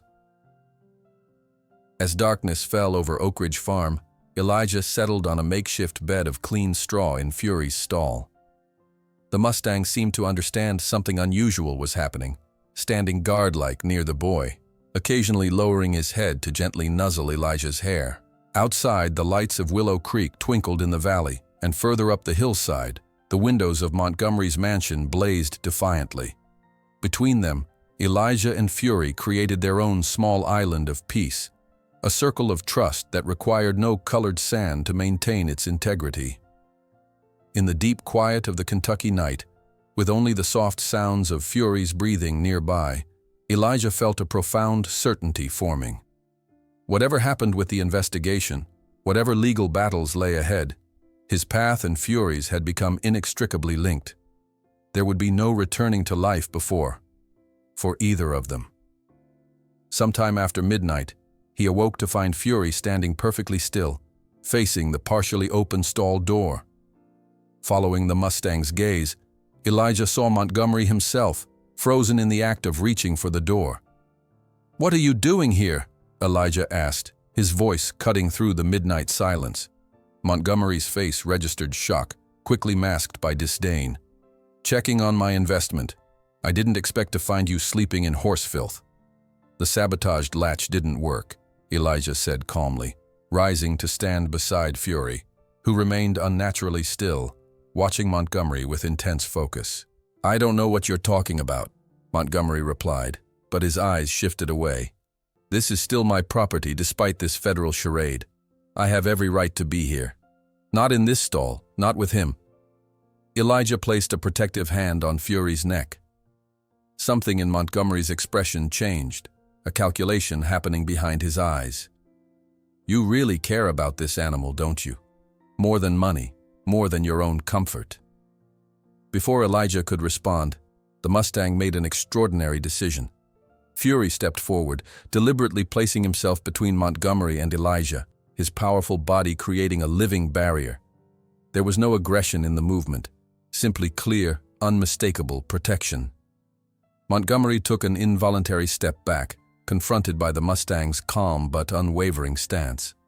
"Well," he said after a moment, attempting to regain his composure, "enjoy your night in the straw. Tomorrow may bring surprises for both of you." After he departed, Elijah stroked Fury's neck, overwhelmed by what had just happened. "You protected me," he whispered, resting his forehead against the Mustang's warm shoulder. "After everything humans did to you, you still chose to protect one." In that moment, watching the incredible reversal of roles, the traumatized animal becoming protector rather than victim, Elijah understood that he was witnessing something beyond training or even rehabilitation. This was healing in its deepest sense, the restoration of a spirit that could have been irreparably broken, but instead had found its way back to trust. As the night deepened around them, with Montgomery's vague threat hanging in the air like the mist over the Kentucky hills, Elijah knew that whatever surprises tomorrow brought, the most important victory had already been won. That night, as they stood together in the quiet stable, it was no longer clear who was saving whom. The revelation of Fury's protective stance toward Elijah transformed everything. As dawn broke over Oak Ridge Farm, news of the midnight confrontation spread quickly among the federal agents and local supporters. The image of the once traumatized Mustang deliberately placing himself between Elijah and a perceived threat became a powerful symbol that transcended the individual case. "It's unprecedented," Dr. Whitman admitted, examining Fury in the morning light while Elijah stood nearby. "For a wild horse with his history of abuse to develop not just tolerance of humans but active protective behavior, it challenges everything in the scientific literature." Montgomery's newspapers told a different story. The Louisville Courier, where he held significant advertising influence, ran a front-page article questioning the federal investigation as "government overreach targeting job creators." The contrast between media narratives created a microcosm of the larger cultural divide playing out across the country. Traditional power structures resisting change versus grassroots movements demanding accountability. By mid-morning, the investigation had uncovered damning evidence. In a locked storage room behind the main office, agents discovered elaborate documentation of Montgomery's Mustang trafficking operation. Purchase records disguised as breeding loans, transportation manifests with falsified information, even specialized equipment designed for capturing wild horses without leaving visible injuries. "This goes back at least 3 years," Attorney Blackwood explained to Sheriff Johnson as they reviewed the evidence. "Multiple protected herds targeted, animals laundered through a network of shell companies before reaching wealthy private buyers. The legal implications were staggering." Attorney Blackwood immediately initiated proceedings to freeze Montgomery's assets pending criminal charges, a move that sent shockwaves through the business community. By noon, news helicopters hovered over Oak Ridge Farm, broadcasting live footage of federal agents carrying boxes of evidence from the mansion. Throughout this chaos, Elijah maintained his focus on Fury. Their morning ritual proceeded as always: the circle, the quiet conversation, the gradual building of trust. But today brought a new milestone. Elijah carefully presented the soft blanket again, allowing Fury to investigate it thoroughly before gently draping it over the Mustang's golden back. "This isn't to control you," Elijah explained softly as Fury processed this new sensation. "It's just another way for us to connect." The Mustang tensed initially, muscles rippling beneath the foreign object, but he didn't bolt or buck. Instead, he turned his head to look at Elijah, amber eyes questioning but not fearful. "That's it," Elijah encouraged, keeping his hand on the blanket. "It's just fabric, nothing to worry about." Dr. Martinez, watching from outside the stall, marveled at the interaction. "He's processing a novel stimulus with curiosity instead of fear," he observed to Dr. Whitman. "That represents profound neural rewiring." The morning's breakthrough was followed by an even more significant moment in the afternoon. With the blanket now comfortably in place, Elijah gently placed his hand on Fury's back, applying the slightest pressure. The Mustang stilled but remained calm. "I'd like to be closer to you," Elijah said, maintaining gentle contact, "to see the world from your perspective." What happened next stunned even the most experienced horse handlers present. With deliberate slowness, Elijah raised himself up and slid onto Fury's back, settling lightly on the blanket. There was no saddle, no bridle, no equipment of any kind, just the blanket and the trust built between them. Fury's initial reaction was tension, his powerful body freezing as he processed this unprecedented development. For several breathless seconds, everyone watching expected him to explode into motion, to reject this final human claim on his autonomy. Instead, the Mustang exhaled deeply, his muscles relaxing incrementally as he accepted Elijah's weight. "Incredible," whispered Dr. Whitman, unconsciously reaching for her phone to document the moment. "A Mustang with his trauma history, allowing a rider without restraint. It defies everything we know about equine psychology." For several minutes, Elijah simply sat motionless on Fury's back, allowing the horse to become accustomed to this new shared reality. Then, with the gentlest of leg pressures, he suggested, not commanded, movement.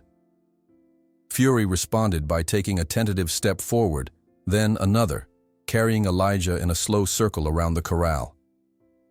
The gathering crowd fell silent, witnessing something that transcended conventional horsemanship. There were no commands being given, no dominance being asserted, just two beings moving in harmony, each respecting the other's presence. News of this breakthrough spread rapidly through Oak Ridge Farm and into Willow Creek beyond. By late afternoon, when Elijah and Fury ventured out of the corral and into the wider pasture, dozens of witnesses lined the fence line, phones raised to capture the extraordinary sight of the boy riding the untamable Mustang with nothing but a blanket between them. Among the observers was Nana May, brought by Sarah in her car and settled carefully in a lawn chair near the fence. When she saw her grandson riding freely on Fury's back, tears streamed down her weathered cheeks. "My grandfather called it dancing with free spirits," she explained to those nearby, her voice stronger than it had been in months. Few had the gift. Most were persecuted for it. From a small carved box she'd brought with her, Nana May extracted a yellowed photograph showing an elderly Cherokee man standing beside a wild horse in a posture remarkably similar to Elijah's. The visual connection between past and present created a powerful testimony to cultural continuity, despite centuries of attempted erasure. As the sun began its descent toward the Kentucky hills, casting long golden shadows across the pasture, Elijah guided Fury back toward the stable. Their first true ride together had been brief but profoundly significant, not just as a training milestone but as vindication of an approach that prioritized relationship over dominance. Inside the stable, Elijah carefully slid from Fury's back, removing the blanket and checking to ensure the experience hadn't caused any stress or discomfort. The Mustang seemed almost disappointed by the end of their shared journey, turning to nuzzle Elijah's shoulder in a gesture that needed no interpretation. "We'll do it again tomorrow," Elijah promised, stroking the golden neck. "This is just the beginning." The day's developments had broader implications that quickly became apparent. By evening, Elijah had received emails and phone calls from 3 different universities requesting documentation of his methods. Dr. Whitman had already begun drafting a paper for the Journal of Veterinary Behavior, proposing a new framework for rehabilitating traumatized wild horses based on Elijah's approach. Even more significantly, representatives from the Bureau of Land Management, the federal agency responsible for wild horse populations, requested a formal consultation. Their traditional methods of managing Mustang herds had been increasingly criticized as inhumane and ineffective. Elijah's success with Fury offered a potential alternative approach that might satisfy both wildlife advocates and government requirements. That evening, as Elijah shared these developments with the growing support community gathered at his trailer, a question inevitably arose. What would happen to Fury when the investigation concluded? The standard protocol would be returning him to federal land, explained Sheriff Johnson, who had stopped by after his shift. But given his unique circumstances and the bond you've developed, there might be other options. The uncertainty weighed heavily on Elijah. After everything they'd shared, the thought of Fury being transferred to a holding facility or even returned to the wild seemed wrong. Not because the Mustang didn't deserve freedom, but because his concept of freedom had fundamentally changed through trauma and healing. "It's not about what I want," Elijah said quietly, gazing toward the hills where Oak Ridge Farm lay. "It's about what's right for him." Later that night, alone in the small bedroom of the trailer, Elijah found himself unable to sleep. The events of the day replayed in his mind. The feeling of sitting on Fury's back without constraints, the perfect trust that had allowed that moment to happen, the uncertain future they now faced. Outside, a gentle rain began to fall, drumming softly on the metal roof. The rhythm reminded Elijah of hoofbeats, of heartbeats, of the pulse of life that connected all beings. As he finally drifted toward sleep, his thoughts turned to his parents, what they would think of his work with Fury, whether they would be proud of the path he'd chosen. In the space between wakefulness and dreams, an image formed with startling clarity. His great-grandfather, the medicine man from Nana Mae's stories and photographs, stood in a misty field surrounded by wild horses. The horses moved around him, not in fear or submission, but in a dance of mutual respect. The old man's eyes met Elijah's across time and space, communicating without words. "This is the way. This is who we are." The vision shifted, showing horses running freely alongside people who walked with them rather than above them, partners rather than masters. The scene expanded to reveal a landscape that looked remarkably like Oak Ridge Farm, but transformed. The imposing fences were gone, replaced by natural boundaries. The sterile training arenas had become open meadows, and at the center stood a building with a sign Elijah couldn't quite read in the dream mist. He woke with a start as thunder rumbled across the valley. Outside, rain fell in earnest now, but Elijah felt an unexpected clarity despite the hour. Reaching for the notepad he kept beside his bed, he began sketching rapidly, a layout, a concept, a possibility that had not occurred to him before. By morning, when Sarah arrived to drive him to Oak Ridge, Elijah had refined his midnight inspiration into a concrete proposal. As they pulled into the farm's entrance, now crowded with media vans and federal vehicles, he clutched the folder containing his sketches and notes with newfound determination. "I know what needs to happen," he told Sarah, his voice steady with conviction. "Not just for Fury, but for all of them." On the eve of the judicial hearing that would decide the fate of Oak Ridge Farm and the confiscated horses, Elijah had a vivid dream of his great-grandfather, the medicine man, who showed him a vision, wild horses running freely alongside people who respected them, not as servants, but as teachers, and upon waking with a start, the boy knew exactly what he needed to propose to the court. The courthouse in Willow Creek had never seen such a crowd. People spilled from the imposing white building onto the lawn, their voices creating a continuous murmur that sounded like wind through prairie grass. Inside, the stuffy courtroom was packed beyond capacity, with spectators lining the walls and craning their necks to see the proceedings. Judge Eleanor Harmon, known throughout the county for her no-nonsense approach, surveyed the scene with a mixture of bemusement and stern authority. In the front row, Elijah sat between Nana Mae and Dr. Martinez, his hands clutching the folder containing his sketches and proposal. Montgomery and his attorneys occupied the opposite side, their expensive suits and leather portfolios creating a stark contrast to Elijah's simple button-up shirt, the nicest he owned, freshly ironed by Sarah that morning. "All rise," announced the bailiff as Judge Harmon adjusted her glasses. "This court is now in session." The proceedings began with Attorney Blackwood presenting the federal case against Montgomery.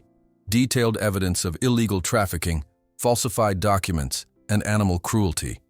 Enlarged photographs showed Fury's scars alongside documents tracing his capture from protected federal land.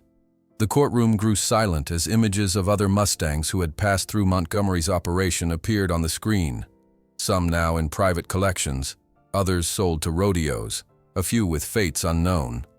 When Montgomery's attorney rose to present their defense, his polished rhetoric seemed hollow against the weight of evidence. He spoke of misunderstandings, of Montgomery being misled by unscrupulous suppliers, of documentation errors rather than intentional fraud. The judge's expression remained impassive, but her occasional pointed questions suggested skepticism. "Your Honor," the defense attorney concluded, "Mr.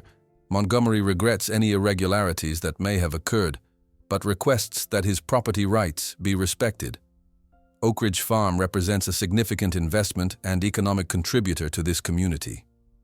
Judge Harmon turned her attention to Attorney Blackwood.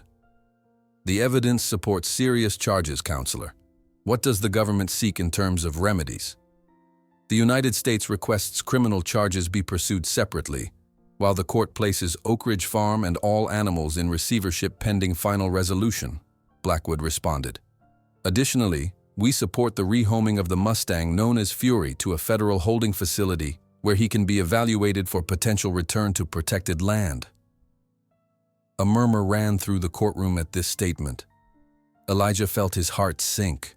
A holding facility would be better than Montgomery's ownership, but it would still be a prison for a spirit like Fury's. After their breakthrough, after the trust they'd built, it seemed like a cruel regression. "Your Honor," Dr. Martinez spoke up, rising from his seat. "As an expert in equine behavior with 40 years of experience, I must advise that transferring this particular Mustang to a standard holding facility would likely cause significant psychological regression. The animal has formed a unique bond that—" "Dr. Martinez," the judge interrupted. "While I respect your expertise, this court must follow federal protocols regarding protected wildlife. If I may, Your Honor." Elijah stood, his voice steadier than he expected despite his racing heart. "I'd like to propose an alternative." The courtroom stilled as all eyes turned to the slender Cherokee boy. Judge Harmon studied him for a moment, then nodded. "Approach, young man." Elijah walked forward, feeling the weight of hundreds of eyes upon him. Placing his folder on the table before the judge, he began to speak, not from prepared notes but from the vision that had come to him so clearly. "Oak Ridge Farm doesn't have to be a symbol of exploitation," he began. "It could become something entirely different. A sanctuary for traumatized horses and a center where people can learn a better way to connect with them." He opened the folder, revealing sketches of the transformed property. The imposing stables converted to open shelters, training rings reimagined as healing spaces, the mansion repurposed as an educational center. "The land itself is perfect," Elijah continued, gaining confidence as he spoke.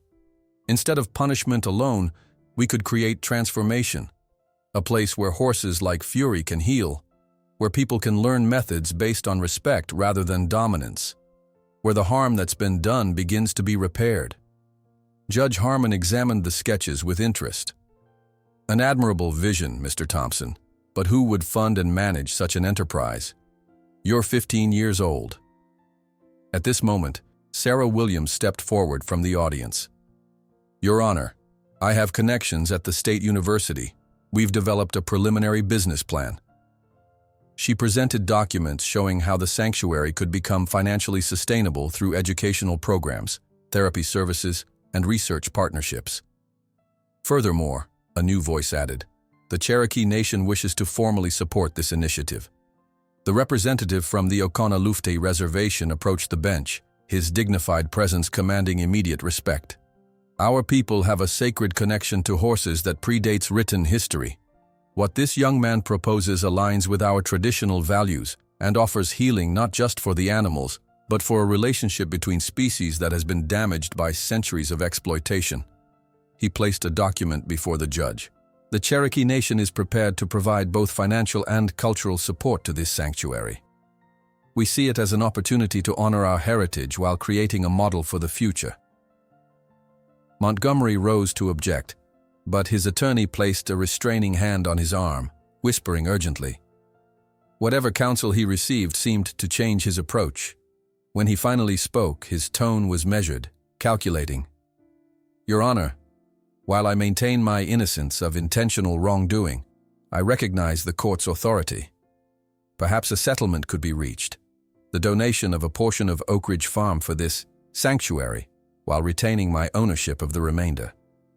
The transparent attempt to salvage his reputation while maintaining control was met with murmurs of disapproval throughout the courtroom.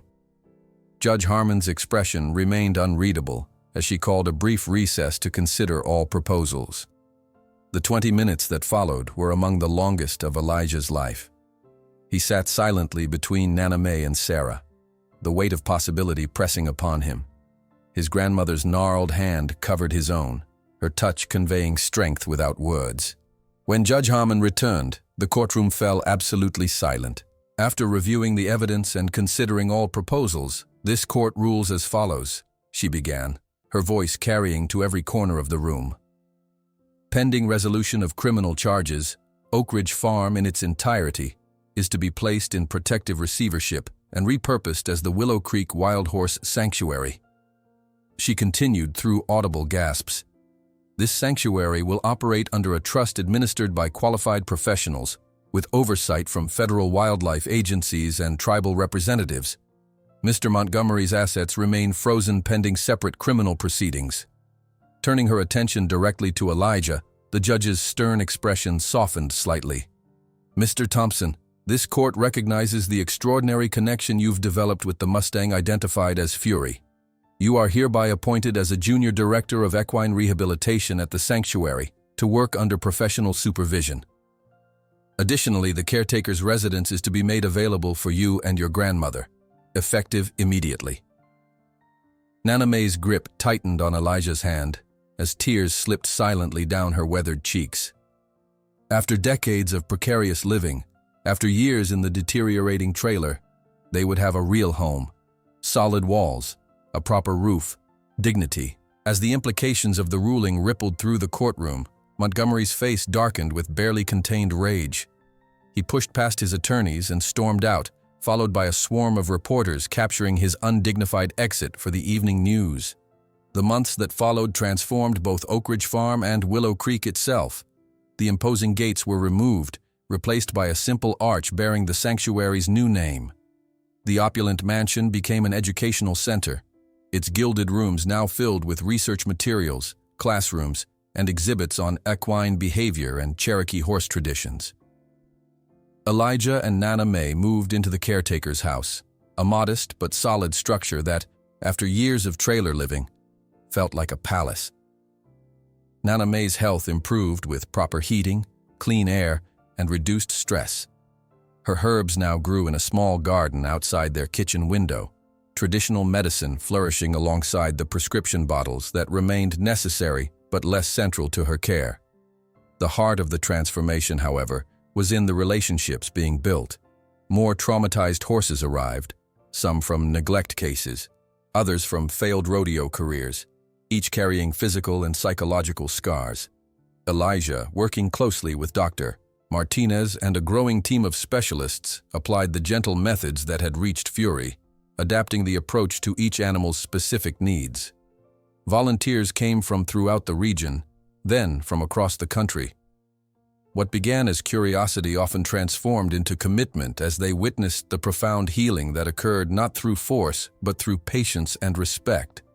Elijah trained them in the basics while continuing his own education, formal studies now supplementing the intuitive understanding he'd always possessed. Spirit, as Fury was now called, renamed at Nana May's suggestion to honor his true nature, became the living symbol of the sanctuary. Gradually, he allowed others to approach him, though his primary bond remained with Elijah. Together they began visiting schools and hospitals, demonstrating how trust could be rebuilt even after the deepest trauma. 1 year after the court's decision, the sanctuary held a celebration combining Cherokee traditions with community gathering. Hundreds attended, including many who had once been skeptical of Elijah's methods. The formal ceremony featured speeches from tribal elders, university partners, and government officials. But the most powerful moment came unannounced. As the afternoon sun bathed the Kentucky hills in golden light, Elijah and Spirit appeared at the crest of a distant meadow. The magnificent Mustang now carried himself with the confidence of one who had reclaimed his dignity. Without saddle or bridle, with nothing between them but trust, they galloped toward the gathering, Spirit's golden mane streaming in the wind, Elijah moving in perfect harmony with his powerful strides. They circled the assembled crowd once before coming to a stop before Nana May, who watched with tears streaming down her face. "Look how they fly together," she whispered to those nearby, neither one commanding, neither following, just two spirits dancing with the wind. The sanctuary grew to become a national model for equine rehabilitation and therapeutic programs. Researchers documented the methods developed there, incorporating them into veterinary curricula and wildlife management policies. Montgomery's criminal case resulted in significant penalties, his empire dismantled by legal judgments and public condemnation. Elijah, though still young, found himself invited to conferences and universities to share his approach. But his favorite place remained the open field at dawn, where he and Spirit ran freely together, two survivors who had found in mutual trust the path to healing. "Some say I tamed a wild horse," Elijah would tell visitors as they watched Spirit moving with graceful power across the sanctuary's meadows. "But the truth is, we learned together that the deepest freedom comes when we choose to trust, even after the world has hurt us." The story of Elijah and Spirit echoed far beyond Willow Creek, reminding all who encountered it of the deepest of truths. Sometimes, those who have suffered most deeply best understand the value of gentleness, and real strength never comes from domination, but from the patience to recognize in another the same pain we carry within ourselves.